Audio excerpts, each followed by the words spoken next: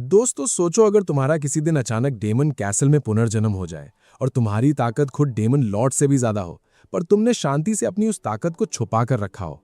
Hero की party रोज वहां daemon Lord को मारने आती है, पर क्या हो जब तुम्हारा दिल उसी हीरो पार्टी की एक प्यारी सी प्रीस्टेस पर आ जाए। हाँ भाइयों, मेरे साथ बिल्कुल यही कांड हुआ है। मुझे वो लड़की बहुत पसंद है, पर मैं क्या करूं? तो चलो आगे देखते हैं कि मैं क्या करता हूं। क्या मेरा यानी एक डेमन का एक हीरो पार्टी की लड़की से ये लव एंगल सेट हो पाएगा? दोस्तों तो कहानी शुरू होती है जब हमारी हीरो पार्टी के ओपी बंदे सीधा डीमन लॉर्ड के कैसल में एंट्री मारते हैं। वहां उनका सामना होता है एक डीमन से जिसका नाम है यूकी, यानी कि मैंने पूरा बॉस वाली वाइब में उन्हें बोला, आगे जाना है तो पहले मुझे हराना होगा। पार्टी की मेज मकीना ने अपनी छड़ी घुमाई और एक बढ़िया फायरबॉल मेरी तरफ फेंका, लेकिन मैंने उसे ऐसे हवा में उड़ा दिया जैसे दिवाली का कोई फुसकी पटाखा हो और उसकी लो लेवल मैजिक का बढ़िया मजाक उड़ाया। फिर उनका warrior full on action movie hero बनके मेरी तरफ भागा, पर मैंने उसके अटैक्स ऐसे डॉज किए और उसको एक ऐसी किक मारी कि बेचारा सीधा दूसरे कोने में जा गिरा। इधर प्रीस्टेस सेसिलिया अपनी पावर बूस्ट करने के लिए मंत्र पढ़ रही थी। हीरो युगा ने अपनी होली स्वॉर्ड से उस पर अटैक किया, पर मैंने अपना डार्क मैजिक यूज किया और पूरी पार्टी को जमीन चटा दी। सब बेहोश होने वाले थे कि तभी मेरी नजर सेसिलिया पर पड़ी। भाई, उसकी खूबसूरती देखकर मैं तो फ्रीज ही हो गया। तभी मेरे कुछ चमचे मेरे पीछे प्रकट हो गए। वो मुझे घूरते हुए देखकर सोचने लगे कि बॉस को क्या हो गया। तो मैंने बात घुमाते हुए कहा कि मैं बस आगे की प्लानिंग कर रहा था। फिर मैंने अपने फॉलोअर्स को ऑर्डर दिया कि इन सारे नमूनों को उठाओ और पास के किसी ह्यूमन विलेज में फेंकाओ। अगले पूरे 1 महीने तक इन हीरो लोगों ने मुझे 13 बार हराने की कोशिश की, पर हर बार बेचारे मुंह की खाते। इस बार की हार से एक डीमन को लगने लगा कि ये हीरो किसी काम के नहीं है। डीमन लॉर्ड भी कंफ्यूज थे कि मैंने इन्हें अब तक एलिमिनेट क्यों नहीं किया। मैंने एक कूल बहाना बनाया और बोला कि ये लोग मेरी पावर डिजर्व नहीं करते, इन्हें मारना वेस्ट है। मैंने ये नाटक भी किया कि ये मिशन मैं अपने फॉलोअर्स को दे रहा हूं ताकि वो खुद इसको हैंडल करे। असल में मुझे पता था कि ये हीरो डीमन लॉर्ड को तो निपटा सकते हैं, पर मुझसे आगे बढ़ना उनके बस की बात नहीं थी, क्योंकि मैं कुछ ज्यादा ही ओपी था। मुझे ये भी लग रहा था कि अगली बार मैं इनको छोड़ नहीं पाऊंगा और मुझे इन्हें एलिमिनेट करना ही पड़ेगा। हीरो की पार्टी ने एक बार फिर मुझे चैलेंज किया। युगा और रेवन ने फुल जोर लगाकर मुझ पर हमला किया, पर मैंने उन्हें मक्खी की तरह दूर फेंक दिया। मकीना ने फिर से अपने फायरबॉल्स की बरसात कर दी, पर उसका कोई असर नहीं हुआ। मैंने उन्हें साफ बोल दिया कि तुम लोग मेरे लेवल के नहीं हो, गिव अप कर दो। सेसिलिया ने युगा को एक सॉलिड बफ दिया, जिससे उसने अपनी होली स्वॉर्ड का एक भयंकर अटैक किया, जिससे बड़ा एक्सप्लोजन हुआ। पर जब धुआं हटा तो भाई आपका यूकी वैसा ही खड़ा था जैसे किसी ने गुदगुदी कर दी हो। मैं इतनी आसानी से हारने वाला थोड़ी था। युगा को समझ आ गया कि इनको मुझे बाईपास करके आगे बढ़ना पड़ेगा, टारगेट तो डीमन लॉर्ड है ना। तब मैंने एक डील ऑफर की और कहा कि सेसिलिया को यहाँ छोड़ दो और तुम लोग आगे जाओ। युगा ने तुरंत मना कर दिया, लेकिन मकीना थोड़ी प्रैक्टिकल हो गई। उसका मानना था कि दुनिया को बचाना सेसिलिया की लाइफ से ज्यादा इंपॉर्टेंट है। वाह रे दोस्ती। सेसिलिया ने भी देवदास स्टाइल में बोला कि तुम लोग जाओ और मुझे छोड़ दो। जैसे ही वो गए उसने मुझ पर अपनी होली रे से अटैक किया, पर मैंने वो भी ब्लॉक कर दिया और बोला कि रुको, मुझे सिर्फ बात करनी है। फिर मैंने एकदम से उसको डेट पर चलने को पूछ लिया। वो सोचने लगी कि ये क्या नई ट्रिक है धोखा देने की, पर उसने नोटिस किया कि मैं काउंटर अटैक नहीं कर रहा। मैंने उसे बोला कि अगर तुमने ना बोला तो फिर मुझे किसी चीज से फर्क नहीं पड़ता। मैंने उसको अपनी बोरिंग जिंदगी की स्क्रिप्ट सुनाई कि अगर मैं जीत भी गया तो इस कमरे में जिंदगी भर के लिए फंसा रहूंगा। बाहर तभी निकलता हूं जब इंसानों पर हमला करना हो, जो मुझे एकदम क्रिंज लगता है। उसको विश्वास नहीं हुआ क्योंकि उसके दिमाग में सब डीमन टॉक्सिक थे। फिर मैंने अपना सबसे बड़ा राज खोला कि मैं एक्चुअली दूसरी दुनिया से रीइंकारनेट होकर आया हूं और मेरे अंदर एक नॉर्मल इंसान है। मैं जानता था कि मैं डीमन लॉर्ड को हरा सकता हूं, पर मुझे उस कुर्सी पर बैठकर पका हुआ नहीं रहना था। मैंने उसको बताया कि भले ही हमें मिले हुए सिर्फ 1 महीना हुआ है, पर उससे प्यार होना मेरी लाइफ का सबसे बेस्ट इवेंट था, जिसके कारण मुझे लगने लगा कि मैं अब जिंदा हूं। उसने मुझे मोटिवेट किया कि मुझे अपनी पावर को किसी बंद कमरे में वेस्ट नहीं करना चाहिए और दूसरों की मदद करनी चाहिए। आखिर में डीमन लॉर्ड बेचारा एलिमिनेट हो गया और देश के राजा ने युद्ध समाप्ति की खुशी में 3 दिन की छुट्टी अनाउंस कर दी। Full party time. मैंने अपना डीमन वाला सींग हटाया और सीधा पहुंचा कैपिटल के एडवेंचरस गिल्ड में। वहां मैंने अपना नाम एज एन एडवेंचरर रजिस्टर करवा लिया। गिल्ड की रिसेप्शनिस्ट क्रीमन ने मुझे रैंक F का कार्ड थमा दिया और धमकी दी कि 3 दिन की छुट्टी है, इसको घुमाना मत, नया कार्ड बनाने में मेरा दिमाग खराब हो जाएगा। मैंने अपना पूरा दिन बस मिशन ग्राइंड करने में लगा दिया, क्योंकि मुझे जल्दी से एक ओपी एडवेंचरर बनकर सेसिलिया के लेवल का बनना था। जब मैं नया मिशन लेने गया तो क्रीमन मुझ पर चिढ़ने लगी, क्योंकि मैं सिर्फ उसी के काउंटर पर जाता था। उसे डाउट था कि कोई F रैंक बंदा 1 हफ्ते में D रैंक कैसे पहुंच गया, पर उसे पता था कि मैं चीट नहीं कर रहा। तभी वहां से सेसिलिया की एंट्री होती है और मैं तो एकदम शॉक। मैंने तुरंत अपना मिशन कैंसिल कर दिया। वो मुझे सीधा अपनी स्पेशल गाड़ी में अपने घर ले गई। वहां के गार्ड्स मुझे उसके साथ देखकर थोड़ा डाउट करने लगे। सेसिलिया ने गार्ड्स को चुप कराते हुए बोला कि ये मेरा दोस्त है, फालतू का सीन क्रिएट मत करो। फिर उसने मुझे अकेले में समझाया कि मुझे गिल्ड छोड़ देना चाहिए। उसका रीजन ये था कि भले ही डीमन लॉर्ड खत्म हो गया हो, पर बचे हुए डीमन आसानी से शांत नहीं रहेंगे और ह्यूमन कंट्रीज आपस में पावर और इन्फ्लुएंस के लिए लड़ने लगेंगी। उसने बताया कि युगा को इतने मैरिज प्रपोजल आ रहे हैं ताकि देश उसको वेपन की तरह यूज कर सके। उसने मुझे वार्न किया कि अगर मैं रैंक एस पर पहुंचा तो मेरे साथ भी यही गेम खेला जाएगा। उसको डर था कि अगर मैंने गलती से अपनी डीमन पावर यूज कर ली तो सब मेरे दुश्मन बन जाएंगे और गलत लोग मुझे मैनिपुलेट कर सकते हैं। मैंने बोला कि यार पैसे तो कमाने पड़ेंगे ना जिंदा रहने के लिए। वो बोली कि वो मुझे हायर कर ली थी, पर रैंक एस वाले को सैलरी देने के उसके पास पैसे नहीं थे। बेचारी की प्रॉब्लम जेन्युइन थी। तब मैंने फुल हीरो वाले स्टाइल में बोला कि मुझे फर्क नहीं पड़ता कौन मुझसे शादी करना चाहता है, मेरी लाइफ का फोकस सिर्फ तुम हो। ये सुनते ही उसे समझ आ गया कि वो फालतू में इतनी टेंशन ले रही थी और उसने मुझे बोला कि मैं नॉर्मली गिल्ड का काम कर सकता हूँ। तभी सेसिलिया की माँ एक्वा ने एंट्री ली और हमारी रोमांटिक बातचीत में कबाब में हड्डी बन गई। एक्वा ने आते ही गार्ड्स की बदतमीजी के लिए माफी मांगी और अपनी मेट सोफिया को ऑर्डर दिया कि उन गार्ड्स को सबक सिखा कर आओ। मुझे लगा वो सिर्फ डांट पड़ेगी, पर सोफिया सीधा एक्वा से पूछती है कि कितनी हड्डियां तोड़नी है। भाई मेरी तो वहीं पर हालत खराब हो गई। मैं समझ गया ये फैमिली कितनी खतरनाक है। फिर एक्वा ने एक और बम फोड़ा कि सेसिलिया को भी बहुत मैरिज प्रपोजल आए थे और यहां तक कि हीरो युगा ने भी प्रपोजल भेजा था। थोड़ी जलन तो हुई मुझे, पर फिर उसने क्लियर कर दिया कि सेसिलिया ने बिना किसी डाउट के सबको रिजेक्ट कर दिया था। लो भाई, आपके भाई का रास्ता साफ है। एक्वा समझ गई थी कि मैं सिसिलिया पर फिदा हूं, तो बोली कि मैं उससे शादी क्यों नहीं कर लेता। मैंने थोड़ा ऑकवर्ड होते हुए बताया कि उसने मुझे पहले रिजेक्ट किया था, इसलिए अब मैं एक ओपी एडवेंचरर बनकर खुद को प्रूव करूंगा, तब दोबारा प्रपोज करूंगा। मैंने अपनी पुरानी हरकतों के लिए एक्वा से माफी मांगी, पर उन्होंने हंसकर बोला कि वो सिर्फ मेरा टेस्ट ले रही थी और मैं टॉप मार्क्स से पास हो गया। सासू माँ इम्प्रेस्ड। उसके बाद मैं एक क्वेस्ट पर निकला, जहां अचानक एक मॉन्स्टर ने अपनी लेजर जैसी आंखों से मुझ पर अटैक कर दिया। पर तेरा भाई वैसी डॉट स्पीड रखता है, मैंने कैजुअली उसे चकमा दिया और अपनी लाइटनिंग एबिलिटी से उसे एक झटके में फिनिश कर दिया। अपना लूट कलेक्ट करके निकलने वाला था कि अचानक मुझ पर एक सरप्राइज अटैक हुआ, और ये अटैक किसी और ने नहीं, मेरी ही पुरानी डीमन स्क्वाड ने किया था। मुझे ह्यूमन फॉर्म में देखकर मेरे उन फॉलोअर्स को तो दिमाग ही हैंग हो गया। उनमें से ड्यूक ने आगे आकर पूछा कि मैं कहाँ जा रहा हूँ और क्या कर रहा हूँ। एक छोटी फेरी ने नोटिस किया कि ड्यूक मेरी बहुत टेंशन ले रहा है। मैंने उन्हें सच बता दिया कि मैं अब एक ह्यूमन एडवेंचरर हूं और नई लाइफ शुरू कर रहा हूं। ये सुनकर उनके फ्यूज उड़ गए। मैंने उन्हें आज़ाद किया कि अपनी लाइफ मस्त जियो, पर उन्होंने फुल लॉयल्टी दिखाते हुए मेरे साथ ही रहने का डिसाइड किया। असली होमीज। मैंने उन्हें समझाया कि ह्यूमन वर्ल्ड में डिस्गाइज करके रहना पड़ेगा ताकि किसी को शक ना हो, पर उनका कॉन्फिडेंस अलग ही था और उन्होंने तुरंत डिमांड कर दी कि उन्हें उस लड़की से, सिसिलिया से मिलना है जिस पर मैं फिदा हूं। मैं उन्हें सिसिलिया के पास ले गया। वहां गलती से मैंने अपने एक फॉलोअर को थोड़ा रफ हैंडल किया, जिस पर सिसिलिया ने मुझे डांट लगाई और मुझे अपनी हरकत के लिए सॉरी बोलना पड़ा। मैं हैरान था कि ड्यूक सिसिलिया से कितने आराम से बात कर रहा था, क्योंकि पास्ट में वो हमेशा शांत और एंटी सोशल रहता था। ड्यूक ने बताया कि पहले वो मुझे पसंद क्यों नहीं करता था। जब हमारे सुपीरियर्स ह्यूमंस को एलिमिनेट करने का ऑर्डर देते थे तो मैं बस चुपचाप खड़ा रहता था और कुछ नहीं करता था। ड्यूक ने एक बार जबरदस्ती मुझे वहां से निकालने का ट्राई किया था, पर मैंने काउंटर अटैक करके उसे उसके करंट फॉर्म में बदल दिया था। तभी हमने देखा कि चिक और हैप्पी गायब है। ढूंढने पर चिक बेचारा एक्वा की गोद में शांति से सो रहा था। एक्वा ने बताया कि सोफिया हैप्पी को घर ले गई है। हम वहां पहुंचे तो देखा सोफिया ने हैप्पी को मेड का आउटफिट पहनाकर काम पर लगा दिया था। सिसिलिया ने बताया कि ये मेरी दोस्त है, तो सोफिया ने माफी मांगी क्योंकि उसे लगा कोई नई एम्प्लॉय आई है। मैंने हैप्पी को आउटफिट चेंज करने को बोला, पर उसको मेड बनने में ही मजा आ रहा था और उसे कोई प्रॉब्लम नहीं थी। जब हम निकलने वाले थे तब एक्वा ने मुझे बताया कि सिसिलिया ने लंबे टाइम से ब्रेक नहीं लिया है, पर वो एक दिन का ऑफ अरेंज करेगी ताकि मैं उसके साथ अकेले डेट पर जा सकूं। अगले दिन मैं सिसिलिया से मिला और उसकी सिंप्लिसिटी देखकर फिदा हो गया। उसने डिस्गाइज के तौर पर एक चश्मा पहना था ताकि पब्लिक उसे हीरो पार्टी की मेंबर समझकर घेर न ले। हम मस्त साथ में घूम रहे थे कि वहां पनौती युगा टपक पड़ा। वो आवाज लगाने ही वाला था, पर मकीना ने उसे रोक लिया ताकि पब्लिक में तमाशा ना बने। सिसिलिया ने उन्हें देख लिया था तो युगा वहां हीरो बनकर आया और बोला कि हम आज घूमने निकले हैं, तुम भी साथ चलो। पर मेरी सिसिलिया ने स्ट्रेट रिजेक्ट किया। मैं युकी के साथ हूं और इसे छोड़कर नहीं जाऊंगी। युगा थोड़ा डाउट में आया कि क्या हम पहले मिल चुके हैं। मैंने कैजुअली मना कर दिया, पर युगा अपनी इनसिक्योरिटी छिपाने के लिए मुझे जबरदस्ती एक दुकान में ले गया ताकि मैं और सिसिलिया क्लोज ना हो सके। मकीना मेरे पास आई और मुझे डेट के लिए बेस्ट ऑफ लक कहा। वो चाहती थी कि हमारा सेट हो जाए ताकि युगा सिंपिंग बंद कर दे। हालांकि वो मुझे काफी ऑर्डिनरी लेवल का बंदा समझती थी। मैंने सिसिलिया के लिए एक बढ़िया नेकलेस चुना, पर युगा शो ऑफ करने के चक्कर में दुकान का सबसे महंगा नेकलेस लाया और सबके सामने सिसिलिया के बालों में पहनाने लगा। इस ओवर एक्टिंग में उसने गलती से सिसिलिया का चश्मा गिरा दिया। Disguise fail. फैंस ने तुरंत उसे पहचान लिया और वहां अनोइंग भीड़ जमा हो गई। सबने इस ब्लंडर के लिए युगा को सुनाई और वहां से भाग निकले, पर मैं उस भीड़ में अकेला फंस गया। सिसिलिया को ढूंढते हुए मेरी टक्कर रेवन से हुई, जो फैंस से काफी फ्रस्ट्रेट हो रही थी।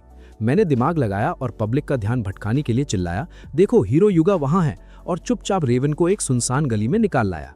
गली में रेवन ने मुझे आगे से अच्छे से डिस्गाइज पहनने को कहा।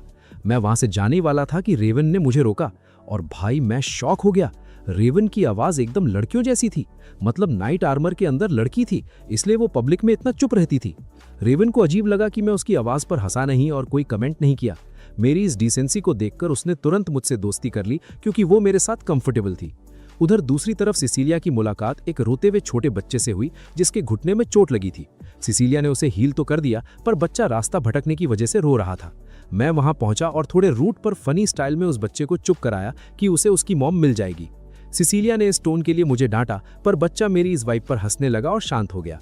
फिर वहां युगा बेचैनी से हमें ढूंढता हुआ आया। मकीना ने बोला वापस चलते हैं, पर आखिर में उसने हमें उस बच्चे को उसकी मॉम के पास लौटाते हुए देख लिया। हालांकि मकीना उसे बिना बताए ही वहां से निकल चुकी थी। अगले दिन एक्वा ने मुझे बताया कि कल उस अफरा तफरी में सिसिलिया गिर गई थी और उसे मामूली चोट आई है। मुझे लगा ये मेरी डिस्गाइज ना पहनने की गलती है, पर एक्वा ने क्लियर किया कि असली कल्प्रिट युगा था। युगा उसे उस भीड़ में ड्रैग करके लाया और खुद हीरो बनकर केयर करना चाहता था, पर लॉयल मेट सोफिया ने उसे धक्का देकर वहां से निकाल दिया। फिर सोफिया मुझे अपने रूम में ले गई और इस खराब डेट और टाइम वेस्ट होने के लिए माफी मांगी, पर साथ ही उसने प्रॉमिस किया कि मैं किसी और दिन उसे एक परफेक्ट डेट पर ले जाकर इसकी भरपाई करूंगा। जिसे सुनकर तेरा भाई खुशी से झूम उठा। दोस्तों, तो बात चल रही थी वहां जहां सोफिया मुझे अपने रूम में ले गई। उसने सेसिलिया की डेट खराब होने पर सॉरी बोला। फिर उसने मुझसे कहा कि यूकी, तू एक काम कर, इस डेट की भरपाई करने के लिए उसे दोबारा किसी अच्छी सी डेट पर ले जा। भाई ये सुनकर तेरा यार तो खुशी से उछल पड़ा। खुशी के मारे मैं अपने पुराने फॉर्म में आ गया और एकदम उस डीमन जनरल वाले फॉर्मल स्टाइल में भारी आवाज में बात करने लगा। सोफिया को मेरा ये अतरंगी रूप देखकर ऐसी हंसी आई कि बेचारी को थोड़ी खांसी शुरू हो गई। मुझे लगा यार कहीं मैं सिचुएशन को और कॉम्प्लिकेट तो नहीं कर रहा, तो उसने मुझे प्यार से रूम से निकाल दिया और केयर करने के लिए थैंक्स कहा। मैं निकलने ही वाला था कि रास्ते में रेवन मिल गया। भाई अलग ही टेंशन में लग रहा था। उसने मुझसे पूछा कि एक लड़की है जिसको वो पसंद करता है, पर समझ नहीं आ रहा क्या करे। मैंने उसको सीधा ज्ञान दिया, देख भाई, खुद पे भरोसा रख और बिना डरे अप्रोच कर, जो होगा देखा जाएगा। मेरी एडवाइस सुनकर उसने सोचा कि अब वो अपने दिल की बात बोल ही देगा और वो सीधा सिसिलिया के घर की तरफ निकल पड़ा। मैं तो थोड़ी देर के लिए फ्रीज हो गया, सोचने लगा कि क्या ये बंदा भी मेरी वाली परी लाइन मार रहा है। पर थोड़ी ही देर बाद रेवन वापस आया और उसका उतरा हुआ चेहरा देखा तो मैं समझ गया कि इसका तगड़ा पोपट हो गया है। वो बहुत ज्यादा उदास था क्योंकि उस लड़की ने उसे रिजेक्ट कर दिया था। मैं थोड़ा कंफ्यूज था तो मैंने सोफिया से पूछा कि आखिर ये चक्कर क्या है। सोफिया ने बताया कि रेवन तो हैप्पी यानी हमारी परी से मिलने आया था। ओहो, तो इसका दिल हैप्पी पर आया था। मैंने सीधा जाकर हैप्पी से पूछा, पर उसने अलग ही अजीब तरीके से सॉरी बोला और कहा कि ऐसा हो ही नहीं सकता। मुझे कुछ समझ नहीं आया कि वो अचानक ऐसी अजीब हरकत क्यों कर रही थी। रात को मैं ड्यूक के पास गया इस हैप्पी और रेवन वाले कंफ्यूजन को डिस्कस करने। ड्यूक ने मेरी आंखें खोल दी। उसने बताया कि हैप्पी को किसी इंसान के साथ रिलेशन बनाने में बिल्कुल इंटरेस्ट नहीं था, क्योंकि इंसानों ने हमेशा उसकी प्रजाति के लोगों को अपना गुलाम या नौकर बनाने की कोशिश की थी। ड्यूक ने ही हैप्पी को उन शिकारी इंसानों से बचाया है जो उसे पकड़ना चाहते थे। उसके बाद से ही वो डीमन लॉर्ड की आर्मी में शामिल हुई थी। पर वहां मौजूद चिक का लॉजिक अलग ही था। उसके हिसाब से हैप्पी इंसानों से नफरत नहीं करती थी, क्योंकि उसने खुद अपनी मर्जी से ही सोफिया के यहाँ मेड का काम एक्सेप्ट किया था। अगले दिन मैं कुछ काम ढूंढने के लिए गिल्ड गया। वहां मुझे अपना भाई क्राइमन कहीं नहीं दिखा। मैंने रिसेप्शनिस्ट से पूछा तो पता चला कि क्राइमन, जो कि वाइस गिल्ड मास्टर है, फिलहाल हॉस्पिटल में एडमिट है। मैं थोड़ा पैनिक हो गया और तुरंत हॉस्पिटल पहुंच गया। वहां क्राइमन से पूछा कि भाई हुआ क्या, तो इसने अपनी सैड स्टोरी सुनाई। इसकी एनिवर्सरी थी और इसे अपनी वाइफ के लिए गिफ्ट सेलेक्ट करने में इतना टाइम लग गया कि ये रात को डिनर पर पहुंचने में बहुत लेट हो गया। इसकी वाइफ को लगा कि ये बंदा एनिवर्सरी ही भूल गया है, और फिर क्या, भाई की अच्छी खासी कुटाई हो गई। मैंने ऑफर दिया, रुको भाई, मैं अपनी पावर से तुम्हें हील कर देता हूँ, पर इसने मना कर दिया। बोला कि वो चाहता है कि उसकी वाइफ ही उसे हील करे, शायद इसी बहाने थोड़ा पैचअप हो जाए। तभी अचानक सोफिया हॉस्पिटल आई। मैं तो शॉक हो गया कि अच्छा, तो ये ही इसकी वाइफ है। पर भाई सोफिया का गुस्सा अभी भी शांत नहीं था। उसने आते ही क्राइमन के सिर पे एक जोरदार लात जमा दी। सोफिया ने बाद में मुझे आने के लिए थैंक्स कहा और बताया कि सिसिलिया अब ठीक हो रही है, पर कुछ मिशंस की वजह से बिजी है। मैंने ऐसे ही पूछ लिया कि क्या लड़कियों को गिफ्ट देना जरूरी होता है। सोफिया ने बहुत बढ़िया एडवाइस दी कि अगर दिल से कोई छोटी सी चीज भी दो तो सिसिलिया खुशी होगी। फिर मैं गया रेवन के पास। मुझे उन दोनों यानी रेवन और हैप्पी की बैक स्टोरी जाननी थी। रेवन ने बताया कि एक बार उसने देखा था कुछ गुंडे हैप्पी को परेशान कर रहे थे, तो वो जाकर उनको अच्छी तरह सिखाया कि पंगे किससे नहीं लेने चाहिए। उन गुंडों को जैसे ही पता चला कि ये बंदा हीरो की पार्टी से है, वो डर के भाग गए। जब हैप्पी ने इसे थैंक्स बोला तो इसने अपने कैजुअल स्टाइल में बोला कि वो तो बस अपनी ड्यूटी कर रहा था। जब रेवन ने हैप्पी की रियल स्वीट आवाज सुनी तो वो थोड़ा शर्मा गया था, लेकिन उसने फिर भी हैप्पी से कहा कि उसकी आवाज कितनी प्यारी और यूनिक है, जिससे हैप्पी को थोड़ा अच्छा फील हुआ। मैंने रेवन को समझाया कि पास्ट में ट्रॉमा और बुरे एक्सपीरियंसेस के कारण हैप्पी को इंसानों, खासकर मर्दों से डील करने में मुश्किल होती है। रेवन को अब समझ आया कि उसकी अचानक फीलिंग सुनकर हैप्पी डर गई होगी। मैंने उसे हौसला दिया कि भाई हिम्मत मत हार, एक बार फिर से अच्छे से ट्राई कर। फिर हम दोनों चल दिए एक दुकान की तरफ। मैंने सिसिलिया के लिए उसकी पसंद का एक बढ़िया सा नेकलेस लिया और रेवन को मनाया कि वो हैप्पी के लिए एक हेयर पिन ले ले ताकि अगली बार वो अच्छे से अप्रोच कर सके। तभी वहां मकाना आ टपकी। उसने पूछा कि हम दोनों दुकान में क्या कर रहे हैं और इतने कंफ्यूज क्यों खड़े हैं। मैंने कैजुअल होकर बोल दिया कि हम गिफ्ट लेने आए हैं, और उसी पल मकाना को समझ आ गया कि रेवन का चक्कर किसी के साथ चल रहा है। रेवन ने तो साफ इनकार कर दिया और टॉपिक बदल दिया, पर उसे शक था कि मैं मकाना को बता दूंगा, क्योंकि पहली बार मैं उसे देखकर हंसा था। फिर मकाना ने हमें अपने साथ एक काम के लिए चलने को बोला।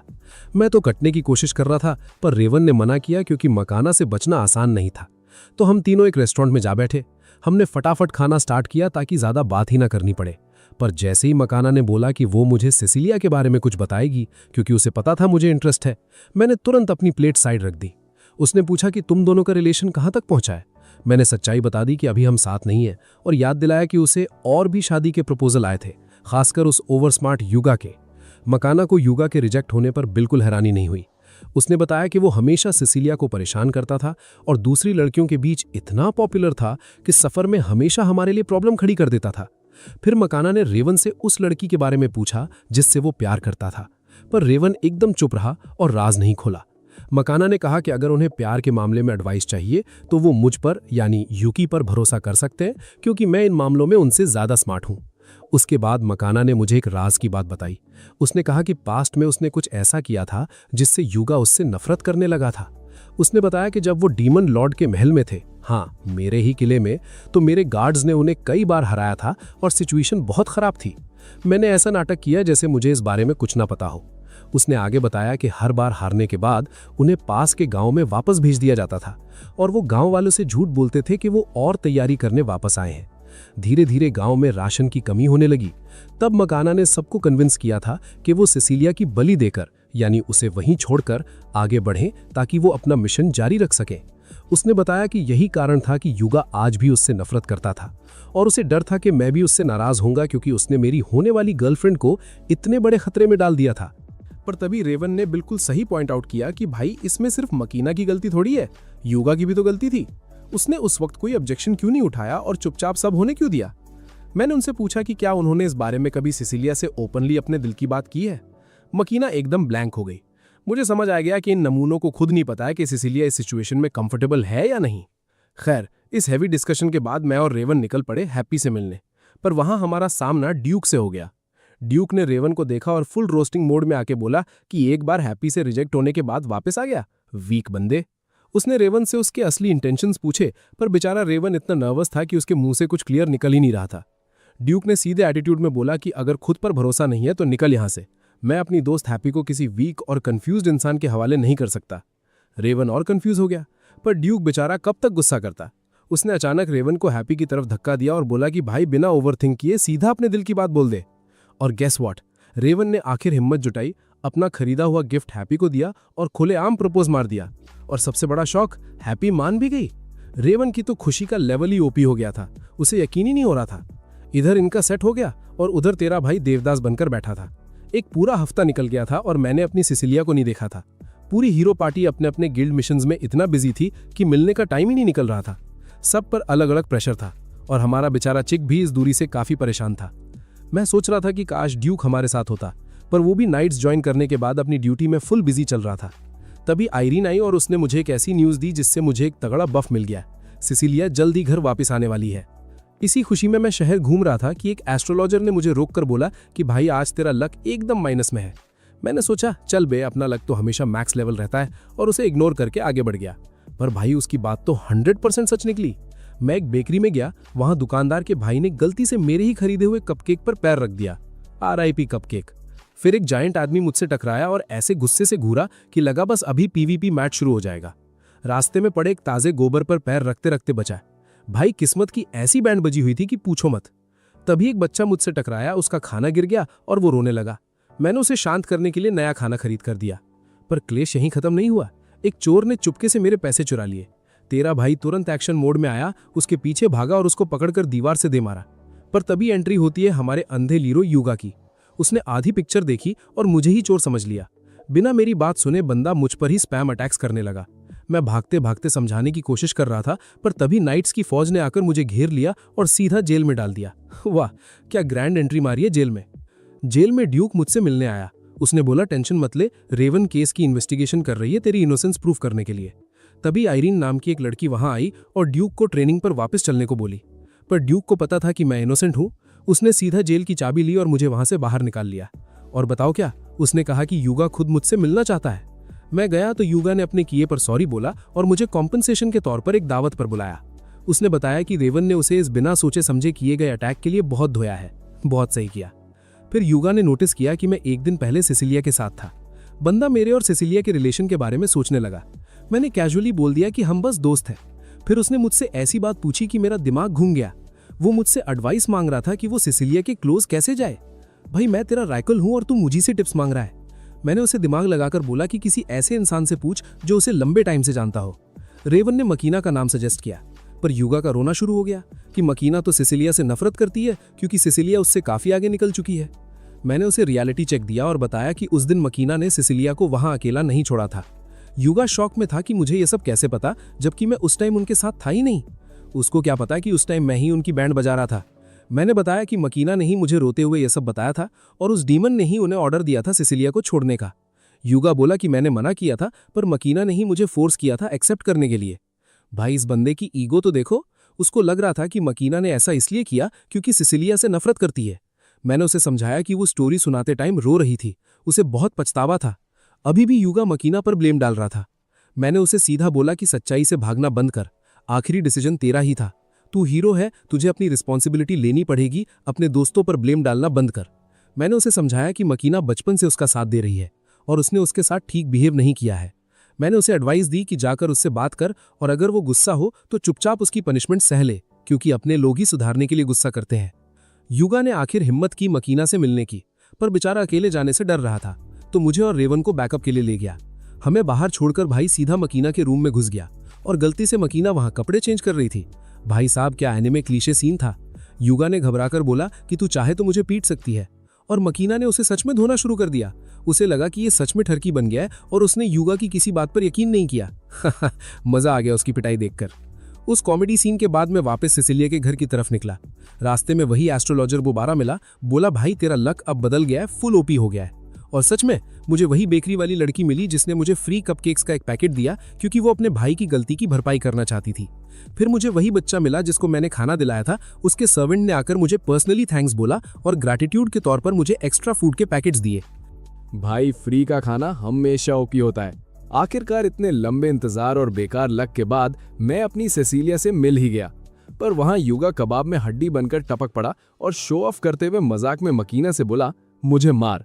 मकीना ने चांस का पूरा फायदा उठाया, सच में उसको एक जोरदार धो डाला और बोली भाई हम यहाँ टाइम पास के लिए नहीं आए हैं, फोकस कर। उन दोनों ने सेसिलिया से माफी मांगी उस डीमन कैसल वाले सीन के लिए जहां उन्होंने उसे अकेला छोड़ दिया था। पर मेरी सेसिलिया का दिल कितना साफ है, वो बोली कि उसे अपनी नहीं उनकी ज्यादा टेंशन थी, क्योंकि बिना हीलर के उस भयंकर लेवल के बॉस से फाइट करना बिल्कुल सुसाइडल था। उसे पता था कि डीमन लॉर्ड को हराने के तुरंत बाद स्टैमिना ड्रेन होने के बावजूद वो सब उसकी हालत देखने भागे थे। उन्होंने फिर भी बार बार माफी मांगी ताकि उनकी खुद की गिल्ट क्लियर हो सके। फिर सेसिलिया ने मेरी तरफ देखा और पूछा सच बता, क्या तूने इन्हें माफी मांगने भेजा था? मैंने कैजुअली एक्सेप्ट कर लिया और बोला कि हमारी आपस में बनती नहीं थी, इसलिए उस मिसकम्युनिकेशन में मेरी भी गलती थी। फिर मैंने उसे वो नेकलेस दिया जो मैंने बड़ी मेहनत से खरीदा था। उसने उस नेकलेस को पहना और प्रॉमिस किया कि वो उसे हमेशा अपने पास रखेगी। भाई ये सुनकर तेरे यार का दिल गार्डन गार्डन हो गया और आंखों में खुशी के आंसू आ गए। Mission impress crush successful. अगली सुबह मैं, चिक और सेसिलिया एक नए क्वेस्ट पर निकल पड़े। चिक अपने नए माउंट कुरिश पर बैठकर फुल चौड़ में था, पर मेरा मूड अलग ही ऑफ चल रहा था। मुझे लगा था सिसिलिया के साथ थोड़ा प्राइवेट टाइम मिलेगा, पर ये दोनों फिर से साथ आ गए। रास्ते में चलते चलते सिसिलिया का स्टैमिना लो हो गया और उसे चक्कर आने लगे। चिक ने तुरंत इन्वेंट्री से एक पोशन निकाला और उसे पिला दिया, जिससे उसका एचपी वापस फुल हो गया। वो खुश थी कि हम उसकी इतनी केयर कर रहे थे। हम एक गांव पहुंचे जहां कुछ डाकुओं ने भयंकर रेड मारी थी। हमने इंजर्ड विलेजर्स को एक एक करके हील करना शुरू किया। मुझे लग रहा था कि इतने खतरनाक अटैक के बाद भी किसी का एचपी 0 नहीं हुआ, ये सच में किसी चमत्कार से कम नहीं था। गांव के चीफ ने सस्पेंस खोलते हुए बताया कि एक अनजान ओवरपावर्ड बंदा अचानक स्पॉन हुआ। उसने अकेले ही डाकुओं को धोया और उन्हें वहां से भागने पर मजबूर कर दिया। मैं नोटिस कर रहा था कि Sicilia continuous healing magic use करके अपना माना और स्टैमिना पूरी तरह ड्रेन कर चुकी थी। मैंने उसे थोड़ा रेस्ट करने को बोला, पर वो लड़की अपने फर्ज के आगे किसी की सुनने को तैयार नहीं थी। आखिर में मुझे अपनी मैजिक एबिलिटी यूज करके उसे जबरदस्ती एक स्लीव स्पेल देना पड़ा। जब वो उठी तो थोड़ी गुस्से में थी, पर समझ गई कि अगर रेस्ट नहीं करती तो पक्का फेंट हो जाती। उसने मुझसे प्रॉमिस लिया कि अगली बार ऐसे बिना पूछे स्पेल कास्ट नहीं करूंगा। जब उसे पता चला कि हमने गांव के सभी लोगों को हील कर दिया है, तो उसने सबके सामने मेरी हेल्प के लिए मुझे थैंक्स बोला। भाई, सबके सामने अपनी तारीफ सुनकर मैं इतना ब्लश कर रहा था कि मुंह से एक वर्ड नहीं निकला। तभी गांव का चीफ हमें टिल नाम की एक छोटी लड़की के पास ले गया। बेचारी पैदाइश से ही किसी खतरनाक डीबफ का शिकार थी और कोई हीलर उसका इलाज नहीं कर पा रहा था। चिक ने आगे आकर उसे एक रेयर पोशन दिया, जिससे उसकी कंडीशन तुरंत बेटर होने लगी। टिल खुश होकर बोली कि ये सब उसके गार्जियन रूलर का आशीर्वाद है। पता चला कि ये गार्जियन रूलर गांव के बाहर रखी एक मूर्ति है। टिल ने एक ओपी कहानी सुनाई कि वो डाकुओं की रेड से इसलिए बच गई क्योंकि वो उस मूर्ति के लिए गिफ्ट ले जा रही थी और रास्ते में उसकी आंख लग गई थी। उसने ये भी बताया कि जब वो 7 साल की थी तो कुछ खतरनाक भेड़ियों ने उस पर अटैक किया था, तब उस मूर्ति ने ही उन्हें ढेर करके उसकी जान बचाई थी। वो हमें उस गार्जियन रूलर की मूर्ति दिखाने ले गई, पर भाई वो मूर्ति तो किसी भयंकर मॉन्स्टर जैसी दिख रही थी। अचानक वहां पहुंचते ही टिल को खांसी आने लगी। सिसिलिया ने तुरंत उसे वापस रेस्ट करने को कहा। मैंने ध्यान से उस मूर्ति को देखा और बोला, भाई ये मूर्ति तो मेरे डीमन लॉर्ड वाले कैसल के गार्गोइल जैसी लग रही है। तभी बिना किसी कट सीन के वो मूर्ति अचानक एक्टिव हो गई और बिना किसी वार्निंग के हम पर अटैक कर दिया। Boss fight music on. पर उससे पहले कि मैं कुछ करता, चिक ने फुल स्पीड में उसके सिर पर एक भारी पंच मारा और उसे जमीन पर लॉक कर दिया। चिक उसे फाइनल ब्लो देने ही वाला था कि मैंने उसे रोक दिया। मुझे इस लेवल की रैंडमनेस के पीछे की स्टोरी जाननी थी। गार्गोइल ने अपनी गलती मानी और बोला कि उसे लगा हम उस पर अटैक करने आए हैं। उसने अपनी सैड बैक स्टोरी सुनाई कि उसे एक एंशिएंट टेंपल को प्रोटेक्ट करने के लिए बनाया गया था, पर डाकू उसे चुरा लाए थे। गांव वालों को बचाने के लिए उसने डाकुओं पर अटैक किया तो गांव वाले उसे देवता मान बैठे, पर सिर्फ टिल ही उससे मिलने आती थी। बाकी सब उससे डरते थे। उसे बस शांति से अपनी लाइफ जीनी थी। मैंने उसकी फीलिंग्स को समझा, उसे अकेला छोड़ने का डिसाइड किया और उसे डराने के लिए सॉरी बोला। उसके बाद मैंने दिमाग लगाया और चिक को वापस गांव भेज दिया ताकि मैं और सिसिलिया थोड़ा क्वालिटी टाइम बिता सके। आखिरकार मेरी क्रश के साथ अकेले रोमांटिक वॉक का चांस मिल ही गया, पर भाई अंदर से मेरी ऐसी फटी हुई थी कि अब आगे क्या बोलूं। चलते चलते सिसिलिया गलती से एक पेड़ की डाली से टकराकर गिरने वाली थी, पर तेरे भाई की रिफ्लेक्स स्पीड ओपी है। मैंने तुरंत उसे गिरने से पहले कैच कर लिया। हम दोनों एक दूसरे को देखकर ब्लश करने लगे। रोमांस का सीन सेट हो ही रहा था कि इन बेकार डाकुओं को चैन नहीं था। उन्होंने दोबारा गांव पर रेड मार दी। मैंने चिक को कमान दिया और वो अकेले उन डाकुओं की बैंड बजाने लगा। मैं भी बैटल में कूद पड़ा और उनको अपनी लाइटनिंग मैजिक से करंट लगाने लगा। एक कायर डाकू ने पीछे से सिसिलिया पर स्नीक अटैक करने का ट्राई किया, पर मैंने एंड मोमेंट पर उसे ऐसी बिजली का झटका दिया कि वो वहीं ढेर हो गया। पर तभी हमारी नजर उस गार्जियन रूलर वाले टेंपल पर पड़ी। वहां से धुआं उठ रहा था, कुछ तो गड़बड़ थी। मैंने चिक को तुरंत वहां चेक करने भेजा और बाकी बचे डाकुओं को क्लियर करने के लिए एक भयंकर टॉर्नेडो समन किया। हम दोनों भागकर टेंपल पहुंचे, पर वहां का नजारा देखकर मेरे होश उड़ गए। चिक वहां बुरी तरह हारा हुआ जमीन पर पड़ा था। सिसिलिया ने तुरंत उस नए अटैकर को पहचान लिया। वो महल किंगडम का सो कॉल्ड हीरो मिलर था। चिक ने बताया कि ये मिलर उस गार्गोइल पर अटैक कर रहा था जो टिल को प्रोटेक्ट कर रहा था। मिलर ने चिक को गार्गोइल का साइड लेने के चक्कर में हेविली डैमेज कर दिया था। हम भागकर टेंपल पहुंचे, पर वहां का नजारा देखकर मेरे होश उड़ गए। हमारा चिक वहां बुरी तरह हारा हुआ जमीन पर पड़ा था। सेसिलिया ने तुरंत उस नए अटैकर को पहचान लिया। वो कैसल किंगडम का सो कॉल्ड हीरो मिलर था।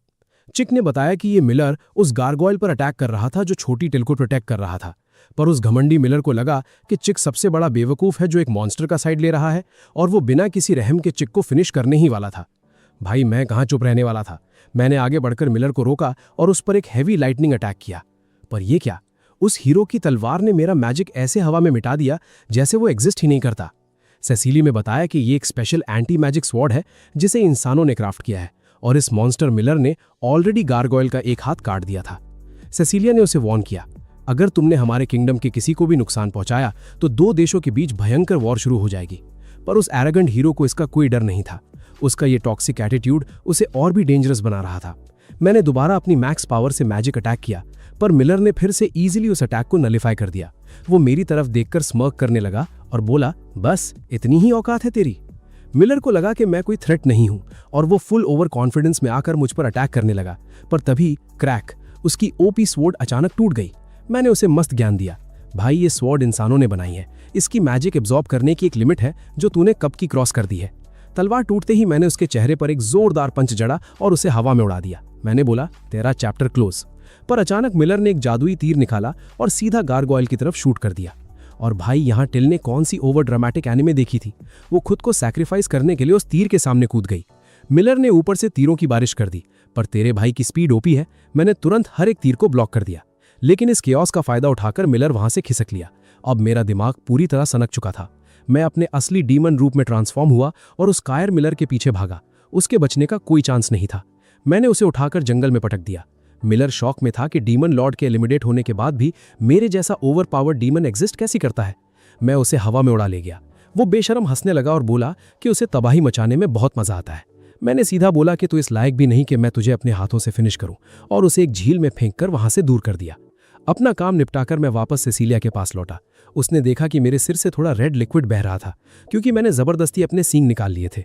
उसने तुरंत अपनी हीलिंग यूज की और बहुत खुश हुई कि मैं वापस अपने नॉर्मल ह्यूमन रूप में आ गया था। उसके बाद टिल को गार्गोयल के वुंड्स को हील करने की टेंशन होने लगी। उसे पता था कि नॉर्मल हीलिंग मैजिक उस पर काम नहीं करेगा, पर उसे यकीन था कि अगर हम उसे माइनोर्फा ले जाएं तो कुछ इलाज हो सकता है। सेसिलिया ने याद दिलाया कि मॉन्स्टर्स की वहां एंट्री बैन है, पर तेरे भाई के पास एक सॉलिड आइडिया था। मैंने अर्थ मैजिक यूज करके गार्गोयल की शक्ल बदल दी और उसे एक नॉर्मल स्टैचू जैसा बना दिया। अब टिल सेसिलिया के पैलेस में मेड बन गई और अपनी नई लाइफ में सेट होने लगी। मैंने एक्वा आंटी से परमिशन मांगी कि गार्गोयल स्टैचू को भी वहां रख लें ताकि वो हमेशा हमारे पास रह सके। लेकिन मैडम का अलग ही एटीट्यूड था। बोली, भाई ये कितना बदसूरत और डरावना है, इसको तुरंत बाहर निकालो। बेचारी छोटी टिल वहीं रो पड़ी, जिसे देखकर मुझे बड़ा तरस आया।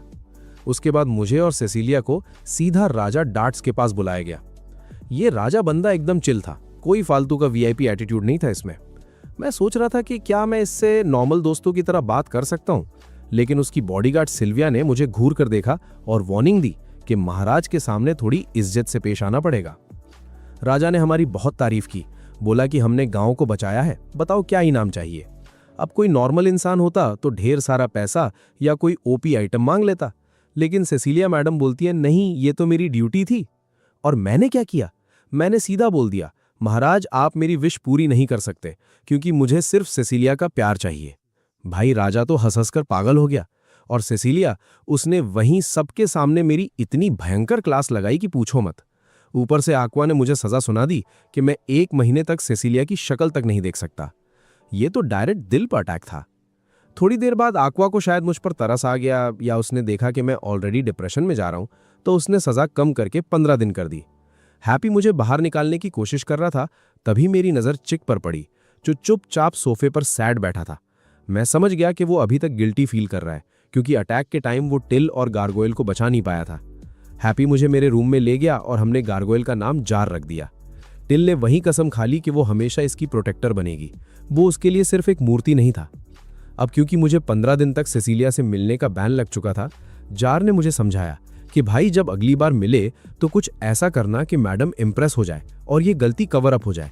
मैं सीधा गिल्ड भागा और क्रेमन से बोला, भाई जितना भी काम है सब मेरे मुंह पे मार दो।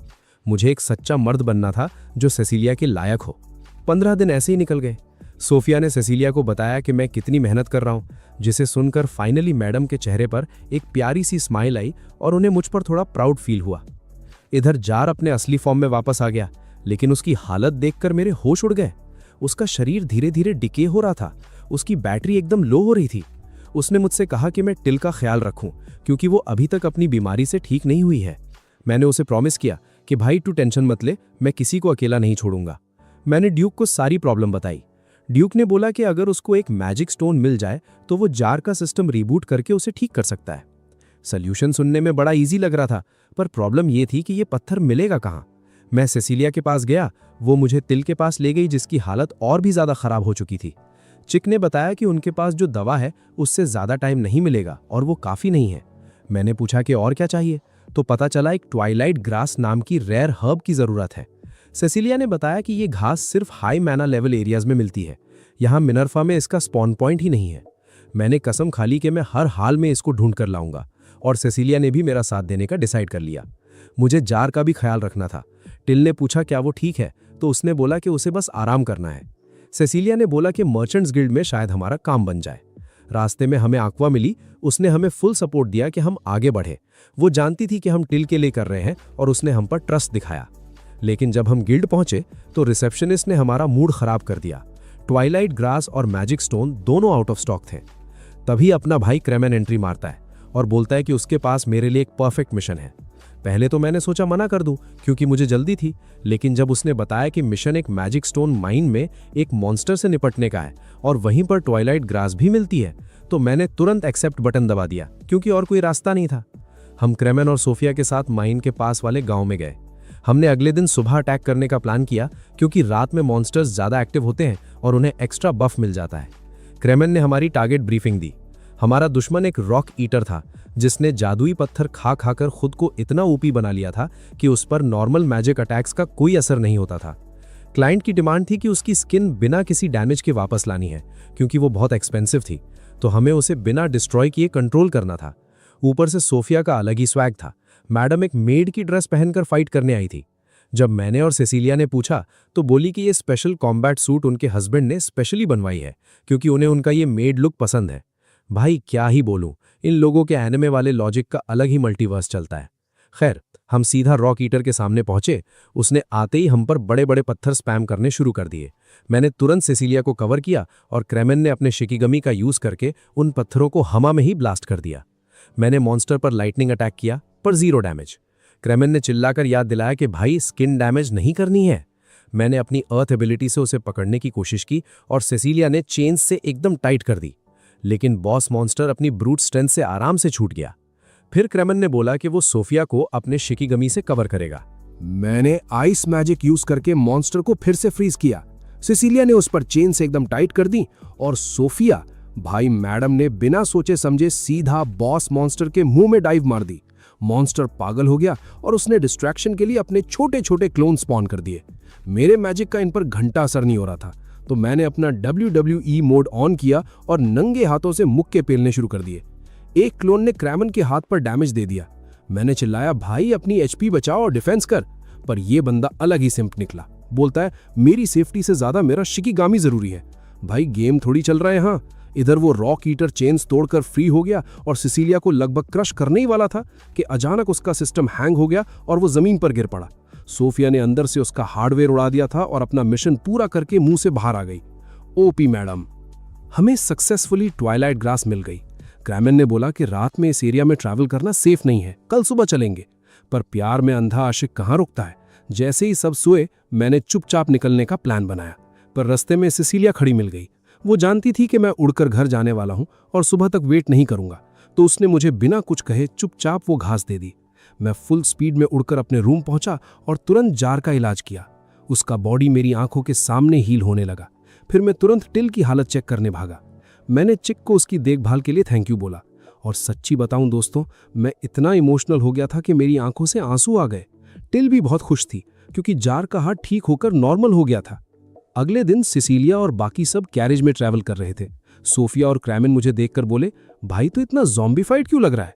तब सिसिलिया ने उन्हें बताया कि मैंने कितनी मेहनत की है और ठीक से रेस्ट नहीं लिया। और पता है इस एग्जॉस्टेड स्टेट का रिवॉर्ड क्या मिला? मुझे सिसिलिया की गोद में सोने का मौका मिला। भाई जन्नत की फीलिंग थी कसम से। सारी थकान और पेन छू मंतर हो गया। कुछ दिन बाद मैं थोड़ा बोर हो रहा था क्योंकि सिसिलिया अपनी लाइफ में बिजी थी और उसके पास मेरे लिए टाइम नहीं था। तभी मुझे क्रेमेन मिला। कहता है भाई एनिवर्सरी के लिए सोफिया को गिफ्ट देना भूल गया हूं, चल हेल्प कर। फिर बाद में पलटी मार गया कि उसने एक्चुअली गिफ्ट ऑलरेडी ले लिया है। पर मार्केट घूमते हुए मुझे मस्त एजी चुन्नी व्यू स्टाइल के कपड़े दिख गए। मुझे लगा मैं इसमें एकदम बैड एस लगूंगा, तो मैंने वो खरीद लिए। स्पॉइलर अलर्ट, मैं एकदम जोकर लग रहा था। आगे बताऊंगा कैसे। मैंने क्रैमन से बोला, भाई जो भी हाई लेवल क्वेस्ट है ला कर दे, मुझे और ग्राइंड करना है। हम वापस गिल्ड गए और रिसेप्शनिस्ट ने मुझे सीधा 4 ए रैंक मिशंस खमा दिए। वो मुझे पहचान ही नहीं पाई क्योंकि मैं मास्क और उस क्रिंज एजी आउटफिट में था। एक मिशन में तो मैंने सीधा एक ड्रैगन को डिफीट किया और उसका दिल हार्ट निकाल लाया। मेरी आइडेंटिटी किसी को नहीं पता थी, पर इस अनजान हीरो की रेपुटेशन एकदम रॉकेट की तरह बढ़ने लगी। दूसरी तरफ एनवी नाम का एक चोर अपने गैंग के साथ गार्ड्स को बेहोश करके चोरी करने का प्लान बना रहा था, पर उनका बैड लक के मेरी वहां एंट्री हो गई। एनवी ने अपने बंदों को मुझ पर अटैक करने का ऑर्डर दिया, पर मैंने सीधा लाइटनिंग मैजिक समन किया और 1 सेकंड में सबको जमीन पर लिटा दिया। एनवी ने अपना मैजिक दिखाया, पर मेरे सामने वो एकदम नूब था। बिना पसीना बहाए मैंने उसको ईजिली हरा दिया। तभी रेवन और बाकी नाइट्स वहां आ गए। एक नाइट ने मेरे अजीब कपड़े देखकर सोचा कि मैं ही चोर हूं, पर मैंने उन्हें समझाया कि सीन क्लियर हो चुका है और चोर पकड़े गए हैं। रेवन और ड्यूक मुझे पहचान गए थे, पर उन्होंने भीड़ में मेरा राज नहीं खोला। जैसे ही मैं वहां से निकला, रेवन ने अपने बंदों से कहा कि मुझे जाने दो। बाद में ड्यूक ने मुझे अकेले में पकड़ा और बोला, भाई ये क्या पहन रखा है, थोड़ा तो दिमाग लगा, एकदम कार्टून लग रहा है। मैंने शीशे में देखा और सच्ची में मेरा डिस्गाइज इतना रिडिकुलस था कि मैं खुद पर हंसने लगा। मैं अपना रिवॉर्ड लेने गया तो क्रैमन ने मुझे उस एनवी वाले गैंग का सच बताया। पता चला वो पहले बी रैंक एडवेंचरर्स थे, पर किसी डंजन में उन्हें एक अजीब मैजिक बुक मिल गई जिससे उनका दिमाग खराब हो गया। उनका मास्टर प्लान क्या था पता है? वैलेंटाइंस डे बर्बाद करना और सबकी चॉकलेट चुराना। मतलब सीरियसली, ये कैसा छपरी विलन प्लान है भाई। इधर पैलेस में सिसिलिया और बाकी सब वैलेंटाइंस डे के लिए चॉकलेट बना रहे थे। मकाना ने इतनी चॉकलेट बना दी थी जैसे भंडारा लगाना हो। सिसिलिया अपनी चॉकलेट अनाथ आश्रम और उन सबको देने वाली थी जिन्होंने उसकी हेल्प की थी, पर मकाना ने उसको टीज करते हुए बोला कि एक स्पेशल चॉकलेट किसी स्पेशल इंसान के लिए भी तो होनी चाहिए ना। अगले दिन टिल मेरे रूम में आई और उसने वो चॉकलेट जार को दी जो उसने स्पेसिफिकली उसके लिए बनाई थी, और भाई वो उस पत्थर की मूर्ति को अपने हाथों से खिलाने लगी। मैं वहां खड़ा अपना ऑकवर्ड थोबड़ा लेकर सोच रहा था कि मैं यहाँ क्या कर रहा हूँ। एक बच्ची और एक गार्गोयल के बीच में मैं थर्ड व्हील बन गया था। मैं गिल्ड गया तो क्रैमन वहां सोफिया की दी हुई चॉकलेट सबको फ्लॉन्ट कर रहा था और मुझे जलाते हुए बोलता है, तुझे तो कोई नहीं पूछेगा, तेरा तो कोई सीन ही नहीं है। दिल से बुरा लगता है भाई। वहां मैंने रेवन और हैप्पी को एक रूम में अकेले देखा। रेवन ने मुझे उन्हें देखते हुए नोटिस कर लिया था और ऑकवर्डनेस से बचने के लिए मैं वहां से तुरंत पतली गली पकड़कर निकल लिया। उसके बाद मैंने देखा कि युगा के आगे लड़कियों की पूरी लाइन लगी है चॉकलेट देने के लिए। वहां बेचारी मकाना भी थी जो नर्वस थी क्योंकि उसकी बनाई हुई चॉकलेट दिखने में किसी डिजास्टर से कम नहीं थी। युगा खुद उसके पास गया और चॉकलेट मांगी। भाई वो चॉकलेट देखकर मेरी आंखें फट गईं कि ये क्या बनाया इसने, पर युगा ने बिना नखरे किए उसको खाया और बोला कि ये टेस्ट में बहुत मस्त है, जिससे वो खुश हो गई। फिर क्या था, बाकी फैन गर्ल्स युगा पर ज़ॉम्बीज की तरह टूट पड़ी। मैं थोड़ा सैड होकर सिसिलिया के घर गया। पता चला मैडम मार्केट गई हैं। वहाँ एक्वा थी, उसने मुझे अपने हिस्से की चॉकलेट दे दी। मैंने थोड़ा एटीट्यूड दिखाया कि मुझे सिर्फ सिसिलिया के हाथ की चॉकलेट चाहिए, पर जब एक्वा ने अपनी चॉकलेट दी तो मैंने चुपचाप रख ली। आखिर मुफ्त का माल कौन छोड़ता है। तभी ड्यूक ने आकर ब्रेकिंग न्यूज दी कि इंडी प्रिजन ब्रेक करके भाग चुकी है, और भाई बाहर का सीन एकदम जीटीए वाला हो रखा था। इंडी और उसका गैंग एक जायंट गोलम पर बैठकर पूरे शहर में तबाही मचा रहे थे, और तुम उनका मोटिव सुनोगे तो हंसी छूट जाएगी। उन्हें लोगों की चॉकलेट चुरानी थी। मतलब सीरियसली, विलन का मोटिव इतना क्रिंज कैसे हो सकता है। युगा भाई ने हीरो बनने की कोशिश की और उन्हें रोकने गया, पर इंडी ने उसे सीधा रिजेक्ट मार दिया। बोली, तू तो वैसे ही चिक मैग्नेट है, हर वक्त तुझे लड़कियों से चॉकलेट मिलती है, तुझे क्या पता हम जैसों का दुख। हम लोग तुरंत वहां पहुंचे तो मैंने सबसे कहा कि पब्लिक को कवर करो, इस गोलम वाली बॉस फाइट को मैं अकेले देखूंगा। मैंने इंडी को समझाया कि भाई चॉकलेट नहीं मिली तो इसका मतलब ये थोड़ी कि तुम लोग आतंकवादी बन जाओ, ये कोई लॉजिक नहीं है। इंडी ने मुझे जज करते हुए बोला कि मैं भी उनके जैसा ही एक लूजर हूं, पर जब मैंने पूरी शिद्दत से बताया कि मुझे तो सिर्फ मेरे दोस्त की मम्मी से चॉकलेट मिली है, तो उन्हें लगा कि मैं एकदम नूब हूं और उनके लेवल का नहीं हूं। गोलम ने मुझ पर एक हैवी अटैक किया, पर मेरा भाई अलग ही स्पीड में डॉज कर गया। एक एक करके मैंने बिना डैमेज खाए इंडी के बंदों का सिस्टम हैंग कर दिया और गेम अपने फेवर में कर लिया। इंडी ने मुझ पर फायरबॉल स्पैम किए, पर मैं मक्खन की तरह डॉज करता रहा और मैजिक से काउंटर अटैक करते हुए बोला, जब तक आज रात खत्म होने से पहले मैं अपनी क्रश से चॉकलेट नहीं ले लेता, मैं हार नहीं मानूंगा। इंडी ने ज्ञान दिया कि जो प्यार नहीं करता उसकी चॉकलेट का क्या फायदा। मैंने बोला, भाई अगर देने वाले की फीलिंग सच्ची है तो वही काफी है, बाकी मुझे किसी चीज से फर्क नहीं पड़ता। इंडी ने अपने फायर अटैक से मुझे थोड़ा पीछे पुश किया। गोलम अभी भी लोगों की लूट मचा रहा था। रेवन अपना वेपन निकालकर उस गोलम को कूटने जा रहा था, पर मकाना ने उसे रोक लिया कि अचानक बिना सोचे उसको उड़ाया तो पता नहीं क्या एक्सप्लोजन हो। मैंने सोचा टाइम वेस्ट नहीं करते, मैंने सीधा उस मैजिक बुक को ही जला दिया जो उस गोलम को कंट्रोल कर रही थी। सोर्स कोड डिलीट और गोलम वहीं गायब। इंडी थककर जमीन पर गिरने ही वाली थी कि युगा ने बिल्कुल बॉलीवुड हीरो की तरह उसे कैच कर लिया और वहां सबके होश उड़ गए, क्योंकि इंडी कोई लड़का नहीं बल्कि एक टॉम बॉय लड़की निकली। रिवर्स ट्रैप दोस्तों। इंडी ने बताया कि वो लड़कों जैसी दिखती है, इसलिए लोग उसे इग्नोर करते हैं और कोई उसकी चॉकलेट एक्सेप्ट नहीं करता। पर युगा ने अपना अल्टीमेट रिस्क दिखाते हुए बोला कि अगर फीलिंग सच्ची हो तो वो किसी की भी चॉकलेट खशी से ले लेगा। ये सुनकर इंडी एकदम टमाटर की तरह लाल हो गई। उधर सिसिलिया ने मुझे एक बैग भरकर चॉकलेट दी। मैं खुश हो ही रहा था कि बाकियों ने बोला कि उन्हें भी मैडम से सेम वही बैग मिला है। फ्रेंड जोन वाली फीलिंग आने ही वाली थी कि मैंने नोटिस किया कि मेरे बैग में एक स्पेशल एक्सक्लूसिव केक भी था जो उसने किसी और को नहीं दिया था। बस तुम्हारे भाई के तो दिन बन गए। फिर क्रीमन भाई ने मुझे मर्चेंट गिल्ड का एक नया क्वेस्ट दिया। फ्रेमिल नाम की एक सिटी में उनका माल चोरी हो रहा था और हमें वहां इन्वेस्टिगेशन करनी थी। फ्रेमिल समुद्र के किनारे था तो मेरे दिमाग में तुरंत एक सिसिलिया के साथ रोमांटिक बीच एपिसोड चलने लगा। पर मैडम बिजी थी तो मेरी जगह हैप्पी मेरे साथ चलने के लिए तैयार हो गई। रेवन हैप्पी को देखकर थोड़ा ब्लश कर रहा था और टेंस भी था। उसे समझ नहीं आ रहा था कि एक सिंपल सी लगने वाली लड़की इतनी डेंजर मिशन पर क्यों आ रही है। मैंने रेवन को समझाया कि भाई इसे हल्के में मत ले, ये मैजिक में एकदम ओपी है। फ्रेमिल पहुंचकर मैं सीधा क्लाइंट से मिलने गया और रेवन और हैप्पी को पोर्ट पर इंटेल जमा करने भेज दिया। उन्होंने एक एनपीसी सेलर से पूछा तो वो बोला कि गार्ड्स के होते हुए भी सामान गायब हो जाता है, जैसे कोई निशान ही ना हो। ऊपर बैठे ऑफिसर्स इन बेचारे सेलर्स पर डाउट कर रहे थे। हैप्पी ने उस सेलर से प्रॉमिस किया कि वो इस केस को एंड तक सॉल्व करके उन्हें बेकसूर साबित करेगी। सेलर बड़ा सरप्राइज हुआ कि बिना प्रूफ के हैप्पी उस पर ट्रस्ट कर रही है, तो उसने भी फुल कोऑपरेशन का वादा कर दिया। जब मैं वापस आया तो रेवन ने बताया कि किसी को चोरी का कुछ याद नहीं है, बस सबको एक सिंगिंग वॉइस सुनाई देती है और फिर उनकी मेमोरी वाइप हो जाती है। रेवन का दिमाग चला और उसने गेस किया कि ये किसी मरमेड यानी जल परी का काम हो सकता है। मरमेड का नाम सुनते ही सेलर्स पैनिक करने लगे, क्योंकि उन्हें पता था कि मरमेड सेलर्स का गेम ओवर कर सकती हैं। पर रेवन ने उन्हें भरोसा दिलाया कि वो उन्हें कुछ नहीं होने देगा। तभी किसी ने बताया कि कुछ सेलर्स को एक केव में सामान छुपाते हुए देखा गया है और वहां एक मरमेड भी मौजूद है। रेवन ने हैप्पी को पीछे रुकने को कहा क्योंकि डीमन से फाइट करना बहुत रिस्की था। उसने हैप्पी को याद दिलाया कि कैसे पास्ट में डीमंस ने एक पूरा गांव तबाह कर दिया था। पर हैप्पी एकदम स्टबर्न निकली और बोली कि वो साथ जाएगी ही जाएगी। हम उस गेव में पहुंचे तो वहां सच में सारा मिसिंग सामान मिल गया। तभी समुद्र से केट नाम की एक मरमेड बाहर आई और उसने अपना एओई स्लीप स्पेल गाना शुरू कर दिया। हम सब ने तुरंत अपने कान बंद कर लिए। तभी हैप्पी ने अपना काउंटर अटैक किया और वो भी गाने लगी। उसकी आवाज ने केट के मैजिक को पूरी तरह कैंसिल कर दिया, बिल्कुल बराबर की टक्कर। केट ने वहां से एस्केप करने की कोशिश की, पर मैंने तुरंत अपना अर्थ मैजिक यूज करके उसे वहीं रूट कर दिया। रेवन ने गुस्से में अपनी तलवार केट पर टान ली। केट बोली कि उसे अपनी लाइफ की परवाह नहीं है, पर इंसानों ने उसकी दोस्त मिसाकी को पकड़ लिया है, उसकी मदद करो। रेवन को लगा ये ट्रैप है और वो झूठ बोल रही है, पर हैप्पी तुरंत आगे आई और केट को प्रोटेक्ट करने लगी। मैंने भी रेवन को समझाया कि भाई पहले केट की पूरी बात तो सुन ले, सीधा जज मत कर। फाइनली रेवन ने अपनी तलवार नीचे रख दी। हैप्पी घुटनों पर गिर पड़ी क्योंकि ये सब देखकर उसे अपना डार्क पास्ट याद आ गया था। मैंने केट से पूछा कि वो हम पर स्लीप स्पेल क्यों यूज कर रही थी। उसने बताया कि एक इंसान ने ही उसे ऐसा करने का ऑर्डर दिया था। वो वैसे भी इंसानों से दूर रहना पसंद करती थी, पर एक दिन एक स्टॉर्म में इंसानों ने उसे और मिसाकी को पकड़ लिया। उन्होंने केट को ब्लैकमेल किया कि अगर वो मिसाकी को जिंदा देखना चाहती है तो उसे उनकी बात माननी पड़ेगी। रेवन अभी भी ट्रस्ट इशू में था और बोल रहा था कि डीमंस पर कभी विश्वास नहीं किया जा सकता, वो धोखेबाज होते हैं। तभी हैप्पी ने आगे बढ़कर रेवन का हाथ पकड़ लिया और प्यार से रिक्वेस्ट की कि प्लीज इस बार उस पर विश्वास करके देखो और एक चांस दो। तो रेवन का गुस्सा ठंडा हुआ। मैंने केट की बात पर भरोसा करके इस नए एंगल से इन्वेस्टिगेशन शुरू की। जब हमने आसपास चेक किया तो कार्गो बॉक्सेस एकदम खाली थे। मतलब उन चोरों ने ये फेक लोकेशन लीक की थी ताकि लोग आएं और केट उन्हें अपने मैजिक से सुला दे। मैंने केट से उनका हाइडआउट पूछा, पर बेचारी को कुछ नहीं पता था। पर रेवन भाई का दिमाग तेज था।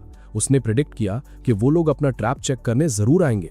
हमने उनका वहीं वेट करके उन्हें धर दबोचने का प्लान बनाया। जैसे ही वो चोर वहां आए, उन्होंने ओवर एक्टिंग शुरू कर दी। अरे तुम ठीक तो हो ना? रेवन ने उनकी एक्टिंग को इग्नोर मारते हुए बिना टाइम वेस्ट किए सीधा पूछा, तुम ही हो ना वो चोर? वो लोग रेवन की आवाज सुनकर हंसने लगे। बस फिर क्या था, मैंने बिना सोचे उनका सिस्टम हैंग करना शुरू कर दिया।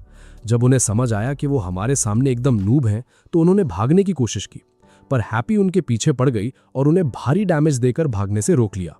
हमने मिसाकी को उनसे रेस्क्यू किया और केट को वापस कर दिया। भाई उनका वो रीयूनियन देखकर एकदम इमोशनल वाली फीलिंग आ गई कसम से। केट ने दिल से हमारी तारीफ की और मिसाकी ने खुश होकर हमारे लिए गाना गाने का ऑफर दिया। पहले तो हमारी सांसें अटक गईं कि भाई फिर से नींद वाला डीबफ लगेगा क्या, पर केट ने गारंटी दी कि इस बार सब सेफ है। केट और मिसाकी ने एक प्यारा सा गाना शुरू किया। अब हमारी हैप्पी कहाँ पीछे रहने वाली थी, वो किसी से पीछे रहना एक्सेप्ट ही नहीं करती, तो वो भी उनके साथ गाने लगी। रेवन ने अपना गुस्सा थूक दिया और केट से माफी मांगी क्योंकि उसने उसको गेम ओवर करने का सोच लिया था। और तभी सरप्राइज, केट ने रेवन के गाल पर किस कर दिया। ये देखकर हैप्पी को सॉलिड जेलसी हुई। उसने जल्दी से मुझे साइड में धकेला ताकि वो रेवन के साथ अकेले रह सके, और मेरे देखते ही देखते उसने भी रेवन को किस कर दिया। मैंने लाइव एक्शन तो मिस कर दिया, पर जब मैंने उन दोनों के लाल टमाटर जैसे चेहरे देखे तो मैं समझ गया कि यहाँ क्या रोमांस चल रहा है। इधर टिल मेरे पास सिसिलिया का एक मैसेज लेकर आई और मेरे वहां से निकलते ही उसने जार को गले लगाया और उसको मैगीसाइड दी ताकि उसकी हेल्थ फुल रहे। मैंने अपना पूरा दिन सिसिलिया के साथ बिताया, एकदम क्वालिटी टाइम। पर जब मैं वहां से निकलने के लिए रेडी हुआ तो मेरे दिमाग में घंटी बजी कि क्या मैं सच में खुश हूं। मतलब ऐसे ही टाइम पास चल रहा था बिना किसी प्रोग्रेस के। फिर मैंने ड्यूक से मिलकर अपना एक सॉलिड कांड बताया। दोस्तों, मैं मानता हूं ये थोड़ा क्रीपी था, पर मैंने सिसिलिया को बाय बोलने के बाद अपना इनविजिबिलिटी स्किल यूज किया और उस पर चुपचाप स्पाई करने लगा। भाई, ये कैसा टॉक्सिक स्टॉकर मूव था मेरा, मुझे खुद पे शर्म आ रही है। पर मैंने जो देखा उससे मेरे होश उड़ गए। वो चिक के साथ इतनी हार्डकोर और सीरियस ट्रेनिंग कर रही थी जितना मैंने कभी सोचा भी नहीं था। मुझे तब रियलाइज हुआ कि मैं जिस लड़की के पीछे इतना लट्टू हूं उसकी रियलिटी तो मैं ठीक से जानता ही नहीं हूं। ड्यूक ने तो सीधा मेरे मुंह पे मुझे रोस्ट कर दिया। बोला, भाई तू अजीब सिंप है, बड़ी बड़ी बातें करता है प्यार की, पर उसके पास जाने का ट्राई तक नहीं करता। ड्यूक ने मुझे डरपोक का टैग दे दिया। बोला, बिना उसको समझे तू लाइफ में एक कदम भी आगे नहीं बढ़ सकता। तभी वहां मकाना आ गई जिसने हमारी सारी बातें चुपचाप सुन ली थी। ड्यूक ने सीधा मकाना को ड्यूटी दी कि वो मेरी हेल्प करे। तभी रेवन भी वहां आ टपका। मकाना ने उसे बोलने को कहा क्योंकि पिछली बार वही बोल रहा था, पर रेवन ने एटीट्यूड दिखाते हुए बोला कि वो बस एक एक्सेप्शनल केस था और वो फालतू में नहीं बोलता। मकाना ने मुझे सिसिलिया के बारे में थोड़ी इन्फो देना शुरू किया क्योंकि वो मेरी पिछली एडवाइस के लिए मुझ पर उधार थी। उसने बताया कि हीरोज पार्टी का अस्तित्व ही सिसिलिया की वजह से था। युगा के पीछे जो पागल फैन गर्ल्स की भीड़ आती थी ना, मकाना और रेवन उन्हें हैंडल ही नहीं कर पाते थे। वो तो सिसिलिया थी जो सबको अपनी समझदारी से शांत करती थी। वो पार्टी का सारा बिहाइंड द सीन्स मैनेजमेंट अकेले देखती थी। मैंने बोला कि भाई तुम लोग अपना काम डिवाइड क्यों नहीं कर लेते थे, बेचारी पर इतना लोड क्यों? तो रेवन ने बताया कि उसने भी मदद की थी, बेसिकली वो उनका कुक था। मकाना ने बताया कि सिसिलिया पर कितनी हैवी रिस्पॉन्सिबिलिटीज थी और मुझे शौक लगा कि युगा एज अ हीरो बेसिकली वहां कुछ करता नहीं था, पर फिर भी वो लोग खुश थे क्योंकि युगा जो प्रॉब्लम्स क्रिएट करता था उससे घूम फिर कर उन्हीं का फायदा हो जाता था। बस किस्मत समझ लो। मकाना मुझे सिसिलिया का ट्रू टाइटल बताने ही वाली थी कि अचानक उसने टॉपिक चेंज किया और मुझे आगे खींच कर ले गई जैसे कुछ छिपाना चाहती हो। फिर रेवन मुझे उस अनाथ आश्रम ले गया जहां सिसिलिया वॉलंटियर करती थी। वहां के बच्चों ने रेवन को होली कोल्ड ब्लड सोर्ड कहकर बुलाया, तो उसने बताया कि इन बच्चों के बीच उसका यही निकनेम है। तभी बच्चे पूछने लगे कि होली मदर कहाँ है, उन्हें उनके हाथ का बनाया हुआ डिजर्ट खाना है। तब मेरा दिमाग क्लिक किया कि ये होली मदर कोई और नहीं, मेरी सिसिलिया ही है। ये उसको वहां का दिया हुआ स्पेशल टाइटल था। वहां से निकलने के बाद रेवन ने मुझे बताया कि लोग उसे कोल्ड ब्लड इसलिए कहते हैं क्योंकि वो फाइट में एकदम चुप रहता है और इमोशंस शो नहीं करता। मैंने सोचा कि सिसिलिया सबकी इतनी हेल्प करती है, फिर उसको अपना ये होली मदर टाइटल सुनना पसंद क्यों नहीं है? रेवन ने ज्ञान देते हुए बोला, भाई तुझे अभी सब कुछ जानने का हक नहीं है, और उसने मुझे सिसिलिया के साथ एक नए क्वेस्ट पर जाने का आइडिया दिया। मैं तो सुनते ही नाचने लगा। मुझे लगा कि अगर मैं उसे उस मिशन में बचाऊंगा तो हीरो बन जाऊंगा और वो डेफिनेटली मुझसे इंप्रेस हो जाएगी। अगले दिन मैं फुल एक्साइटमेंट में सिसिलिया का वेट कर रहा था, पर सरप्राइज, वहां मकाना टपक पड़ी। पता चला रेवन ने उसको भी हमारे साथ मिशन पर भेज दिया। उसने मुझसे मेरा मास्टर प्लान पूछा। मैंने अपना चौड़ा सीना करके बताया कि एक मैंशन में जो अनडेड्स का हाइड आउट है, मैं उन सबको अकेले हराऊंगा ताकि सिसिलिया इंप्रेस हो जाए और मुझे एक ओपी बंदे की तरह देखे। भाई मकाना ने मुझे वहीं जमीन पर ला पटका। बोली, तू एक नंबर का गधा है। उसने याद दिलाया कि सिसिलिया एक प्रीस्टेस है, मतलब अनडेड्स को क्लियर करना उसी का मेन डिपार्टमेंट है। अपना हीरो बनने का सपना वहीं पानी में बह गया। उसने समझाया कि सोलो हीरो बनने के चक्कर में फ्लेक्स मत कर, हमें एक टीम की तरह काम करके उसका ट्रस्ट जीतना चाहिए, तभी बात बनेगी। बात तो उसकी सही थी, पर अपना प्लान एकदम फ्लॉप हो गया था। तभी सिसिलिया और हैप्पी वहां आ गए और हम सब उस मिशन को पूरा करने निकल पड़े। हम उस हॉन्टेड मैंशन के पास पहुंचे। मैं और हैप्पी बिना सोचे समझे सीधा अंदर रश करने वाले थे, बिल्कुल किसी नूब गेमर की तरह। पर मकाना ने हमें प्लान याद दिलाया ताकि हम कोई बेवकूफ़ी ना करें। अंदर घुसते ही सिसिलिया ने अपना मैजिक यूज किया और अनडेड मॉब्स के एक पूरे ग्रुप को एक झटके में क्लियर कर दिया। मैंने भी थोड़ी बहुत हेल्प करने के लिए अपने वाटर मैजिक से कुछ मॉब्स को पकड़ लिया और फिर सिसिलिया ने बिना कोई पसीना बहाए अपने होली सर्कल स्पेल से उन सब का गेम ओवर कर दिया। हम फाइनली बॉस रूम में पहुंचे जहां अनडेड किंग हमारा वेट कर रहा था, पर उसको स्कैन करने के बाद सिसिलिया बोली कि ये तो पहले वाले बॉसेस के कंपैरिजन में काफी वीक है। सच्ची कहूं तो मैं थोड़ा डिसअपॉइंट हो गया क्योंकि मैं एक हार्डकोर बॉस फाइट एक्सपेक्ट कर रहा था। मैंने सोचा थोड़ा ट्रोल ही कर लेते हैं। मैं उस अनडेड किंग की तरफ भागा और स्पीड में उसका क्राउन यानी मुकुट छीन लिया। मैंने उसको रोस्ट करते हुए बोला, भाई बिना इस मुकुट के तू बस एक नॉर्मल सस्ती हड्डी स्केलेटन है, तेरे में कुछ स्पेशल नहीं है। पर मेरी इस बात से बॉस हेविली ट्रिगर हो गया। वो पागलों की तरह अपना मुकुट वापस लेने भागा, जैसे उसके बिना उसकी सारी इज्जत चली जाएगी। हैप्पी और बाकियों को लगा कि मैंने थोड़ी ज्यादा ही बेइज्जती कर दी है और वो किंग मेरी इस बदतमीजी का बदला लेने के लिए फुल एग्रो मोड में आ गया। उसने अपनी पूरी स्ट्रेंथ लगाकर मुझ पर अपना अल्टीमेट अटैक किया, पर मैंने उसे मक्खन की तरह डॉज किया और एक किक मारकर उसकी तलवार दूर फेंक दी। वेपन जाते ही किंग ने तुरंत हार मान ली।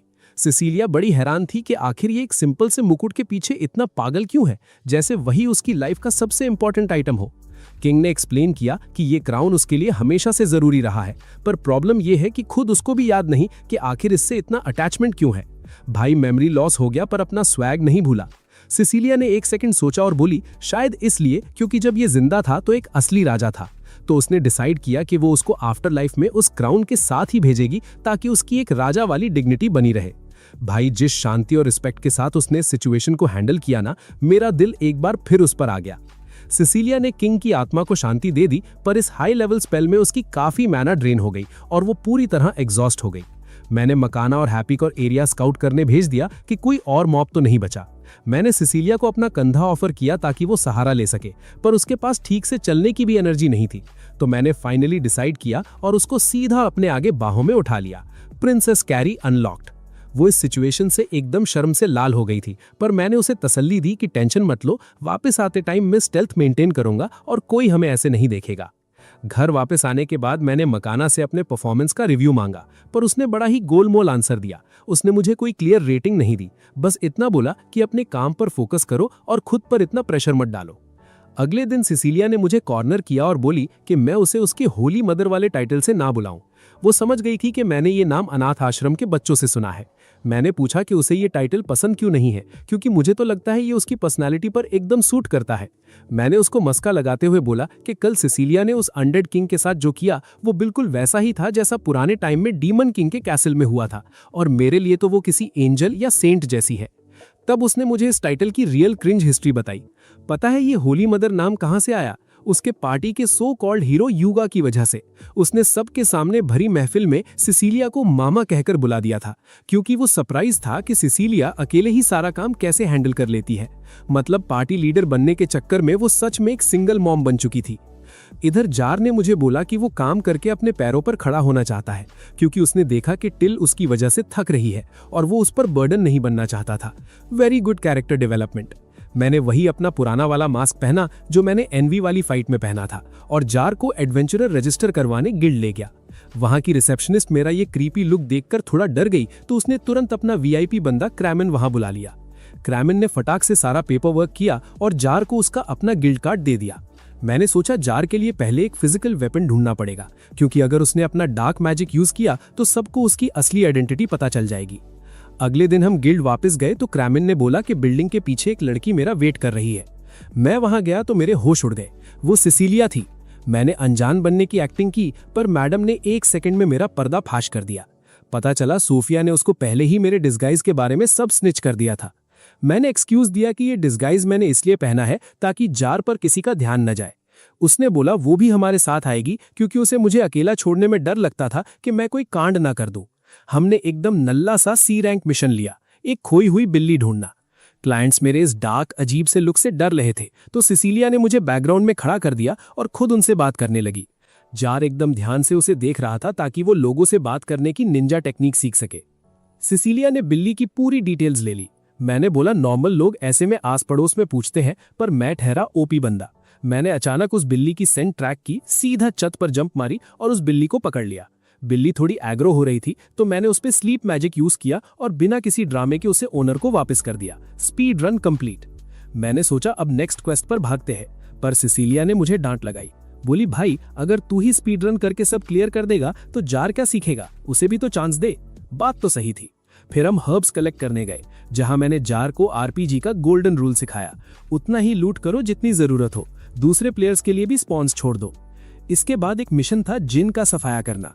मैंने सोचा था मैं बस जार को सपोर्ट करूंगा, पर जैसे ही फाइट शुरू हुई मुझे डर लगने लगा कि किसी को डैमेज ना पड़ जाए, तो मैं पैनिक में आ गया और मैंने एक ही झटके में सारे मॉन्स्टर्स का सिस्टम उड़ा दिया। Task failed successfully. गिल्ड से रिवॉर्ड लेते टाइम जार ने बोला कि वो टिल के लिए मेहनत करता रहेगा, पर उसने हमसे हाथ जोड़कर रिक्वेस्ट की कि अब उसे सोलो क्वेस्ट करने दो ताकि वो सच में अपने दम पर कुछ सीख सके। उसने प्रॉमिस किया कि वो कोई प्रॉब्लम क्रिएट नहीं करेगा। उसके जाने के बाद मैंने हीरो बनने के चक्कर में सिसिलिया को बोला कि मैं अब एक हाई रैंक मिशन पर जा रहा हूँ। मुझे लगा वो रुकेगी, पर उसने उल्टा ज्वाइन करने को बोल दिया, जिससे मैं थोड़ा नर्वस हो गया। मैंने बहाने मारने शुरू कर दिए। अरे लॉन्ग डिस्टेंस ट्रैवल है, तुम्हारे पास ठीक से गियर भी नहीं है। पर अगले ही सेकंड मैडम ने अपनी इन्वेंट्री से फुल प्रोफेशनल ट्रैवल गियर निकालकर पहन लिया। मेरे मुंह पर ताला लग गया। रास्ते में सिसिलिया ने मुझे मिशन की ओरिजिनल डिफिकल्टी बताई। भाई ये कोई नॉर्मल क्वेस्ट नहीं था। रुइंस के आसपास कोई गांव, सेफ पॉइंट नहीं था। सबसे बड़ी दिक्कत ये थी कि हमें वहां इंस्पेक्शन करनी थी, वो भी बिना उस जगह को डैमेज किए। मतलब कि know heavy AOE spells, direct combat strictly avoid करनी थी और स्टेल्थ मैजिक का यूज करना था। ऊपर से उन रुइंस में घूमने वाले मॉन्स्टर्स एकदम हाई लेवल थे। बेसिकली ये क्वेस्ट अब एक hardcore zero damage stealth mission बन चुका था। तो डायरेक्ट कॉम्बैट तो बिल्कुल अवॉइड करनी थी। रात को हमने अपना कैंप लगाया।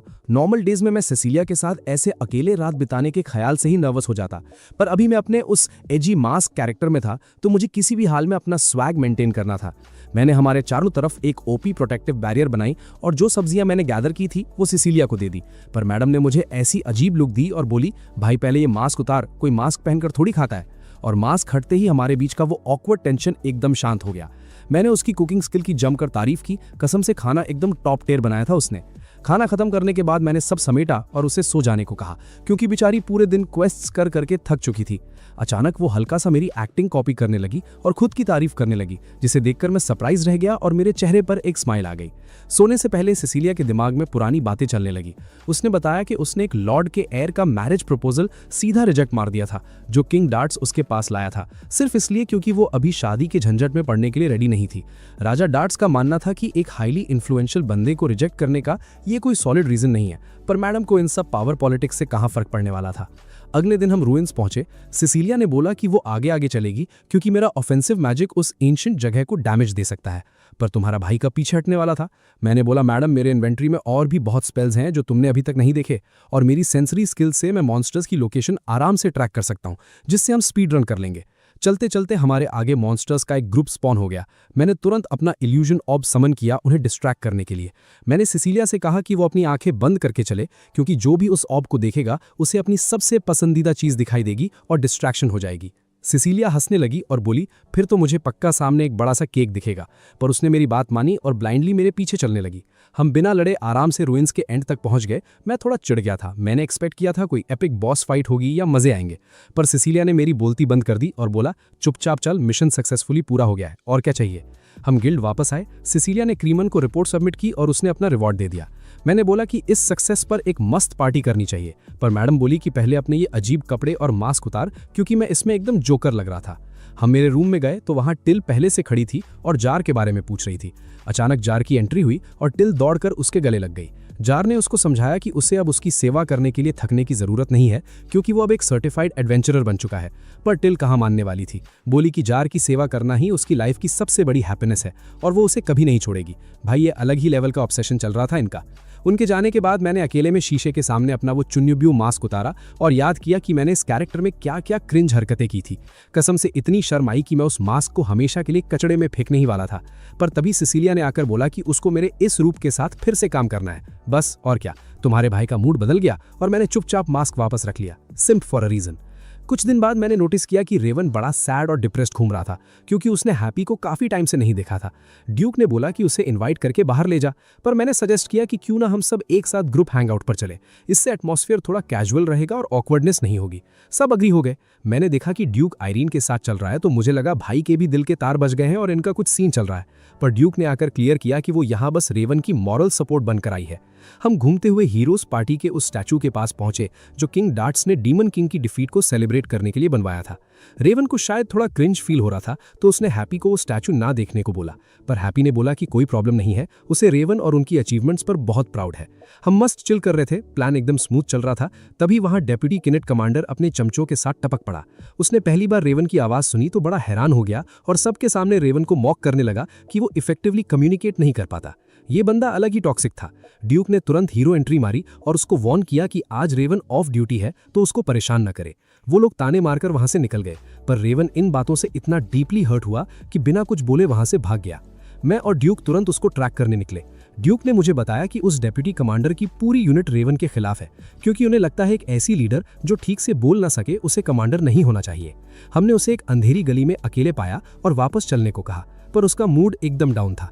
मैंने पूछा कि भाई मेन प्रॉब्लम क्या है, तो रेवन ने इमोशनल होकर बोला कि आज उसको अपनी वीकनेस का पूरा एहसास हो गया।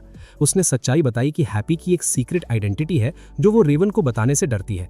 रेवन को लगता था कि वो फिजिकली और मेंटली इतना वीक है कि उस सच्चाई को एक्सेप्ट ही नहीं कर पाएगा, और वो चाह रहा था कि काश उसके अंदर भी मेरे जैसी करेज होती। मैंने उसको रोस्ट करने के बजाय थोड़ा मोटिवेशनल ज्ञान दिया। भाई खुद को इतना अंडर एस्टिमेट मत कर, असली स्ट्रेंथ सिर्फ किसी मॉन्स्टर को हराने में नहीं बल्कि अपनी खुद की फीलिंग्स को ब्रेवली फेस करने में होती है। उसके बाद हम सब बाकियों के पास वापस गए और रेवन ने अचानक भागने के लिए सबसे माफी मांगी। हैप्पी ने बड़ी अंडरस्टैंडिंग दिखाते हुए बोला कि वो समझती है, कोई बात नहीं। हम सब ने मिलकर शॉपिंग करने का प्लान बनाया और रेवन ने हैप्पी को एक पक्का प्रॉमिस किया कि वो खुद को इतना स्ट्रांग बनाएगा कि एक दिन हैप्पी बिना किसी डर के अपना सबसे बड़ा सीक्रेट उसे बता सके। पर ट्विस्ट तो आना ही था। कुछ ही दिन बाद सिसिलिया ने सबको एक टेंशन वाली न्यूज दी कि हैप्पी गायब हो गई है। वो अपने पीछे एक नोट छोड़कर गई थी जिसमें लिखा था कि 1 महीने बाद वो हमें फॉरेस्ट में मिलेगी।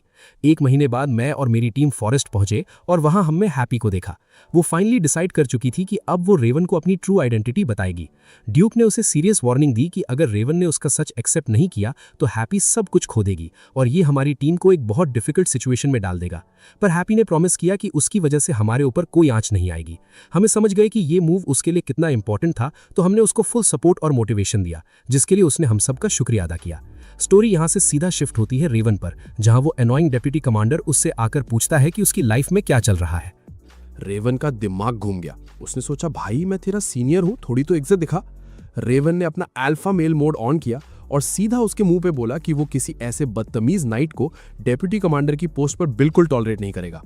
भाई की आवाज और गुस्सा देखकर उस कमांडर और उसके चमचों की हवा टाइट हो गई और उन्होंने तुरंत झुककर माफी मांग ली। स्वैग हो तो ऐसा। 1 महीने बाद मैं सिसिलिया के महल में था और हम हैप्पी के बारे में बात कर रहे थे। जैसे ही मैं वहां से निकला, पीछे से एक्वा ने सिसिलिया को पकड़ लिया। उसने पूछा कि तूने यूकी को अपनी अरेंज मैरिज के बारे में बताया या नहीं। पता चला कि उसका सो कॉल्ड फ्यूचर हस्बैंड माइनरफा में टपक चुका था, पर सिसिलिया ने क्लियर किया कि वो उसे रिजेक्ट करने वाली है और उसने उस बंदे से सिर्फ राजा के प्रेशर में आकर मीटिंग फिक्स की थी। वो नहीं चाहती थी कि मुझे इस बारे में कुछ भी पता चले। एक्वा जैसी स्मार्ट बंदी तुरंत समझ गई कि सिसिलिया के दिल में मेरे लिए फीलिंग्स है, पर एज यूजुअल सुंदरे मैडम ने साफ डिनाई कर दिया। इधर मैं बाहर निकला तो मुझे रेवन दिखा। भाई ने फुल ड्रामेटिक एंट्री ली, हैप्पी का एक पंख जमीन पर फेंका और मुझे अपने पीछे आने का इशारा किया।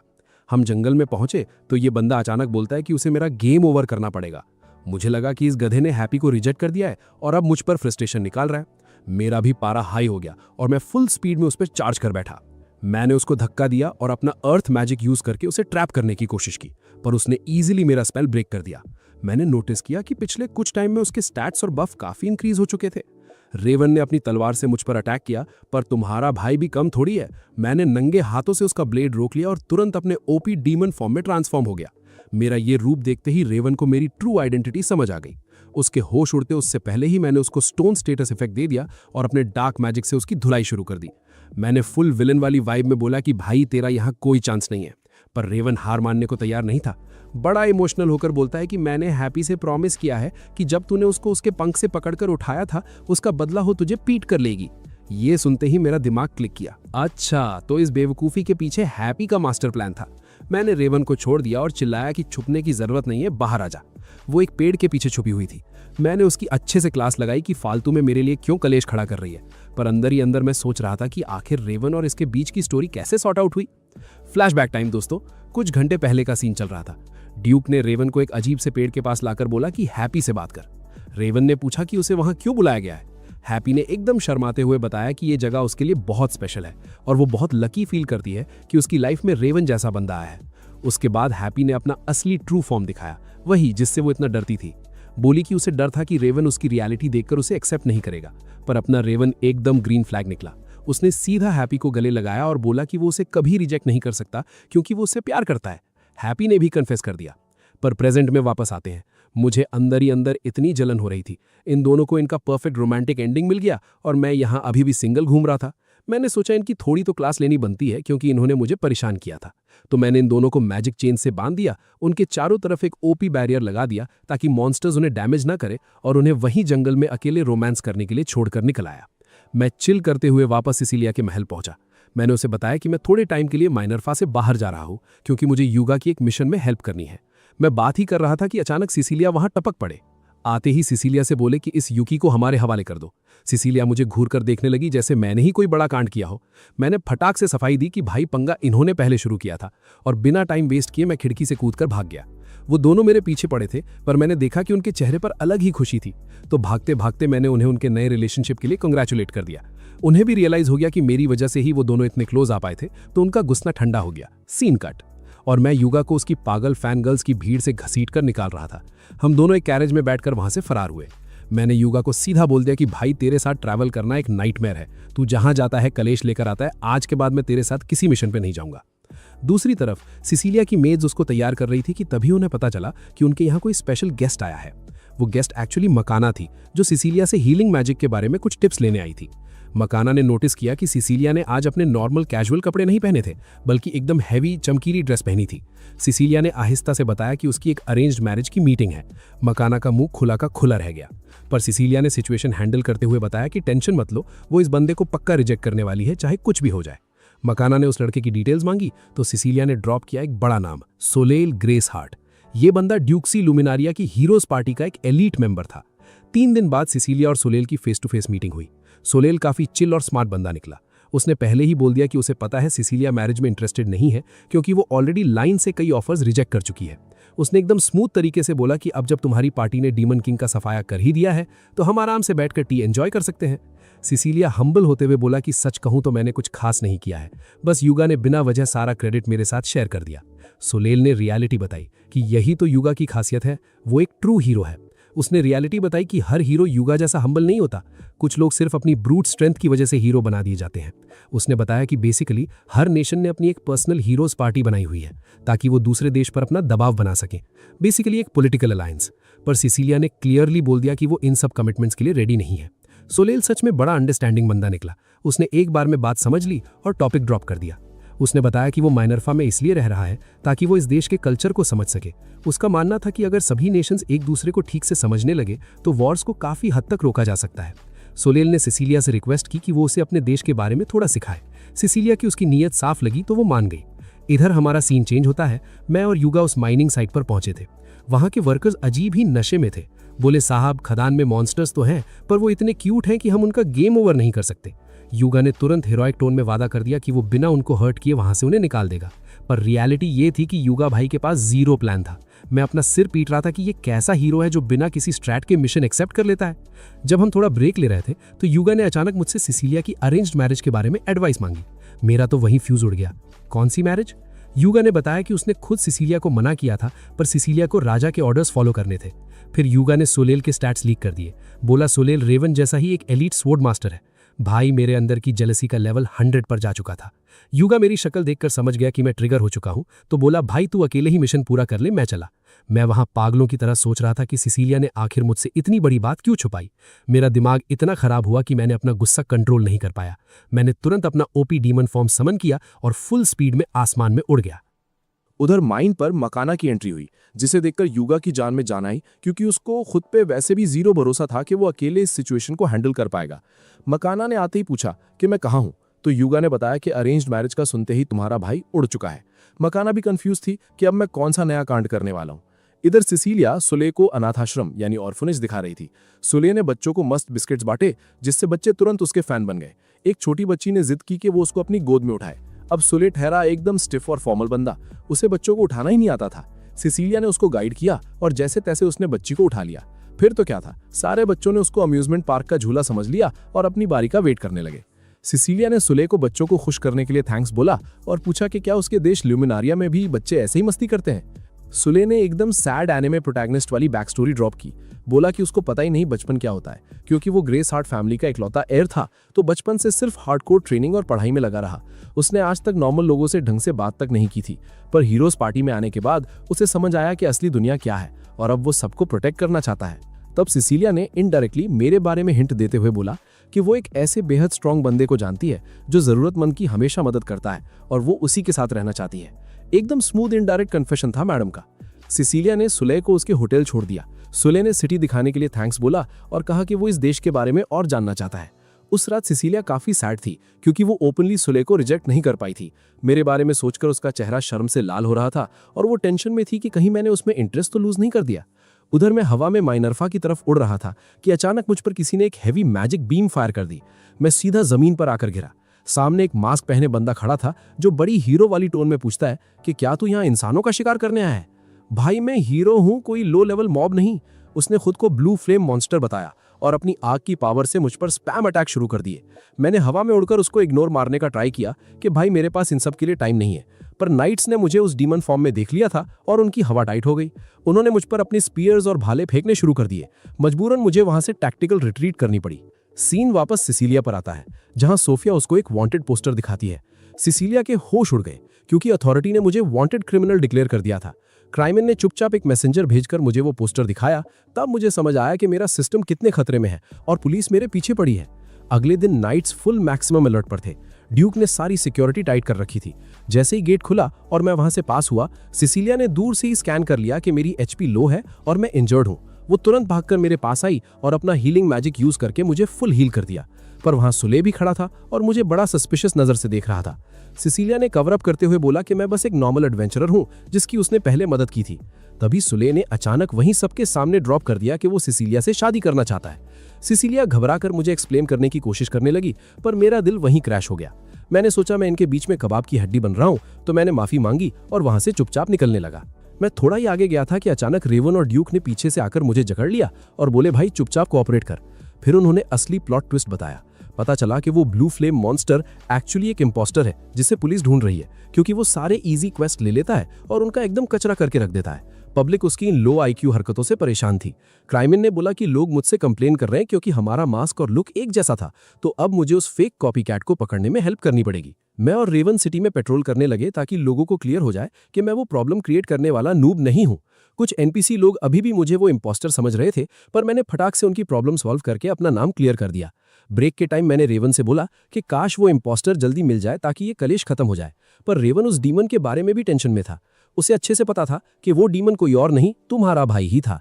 मैंने उसको सारी सच्चाई बता दी कि जब मुझे सिसिलिया की अरेंज्ड मैरिज का पता चला तो मुझे गंदा वाला पैनिक अटैक आया था।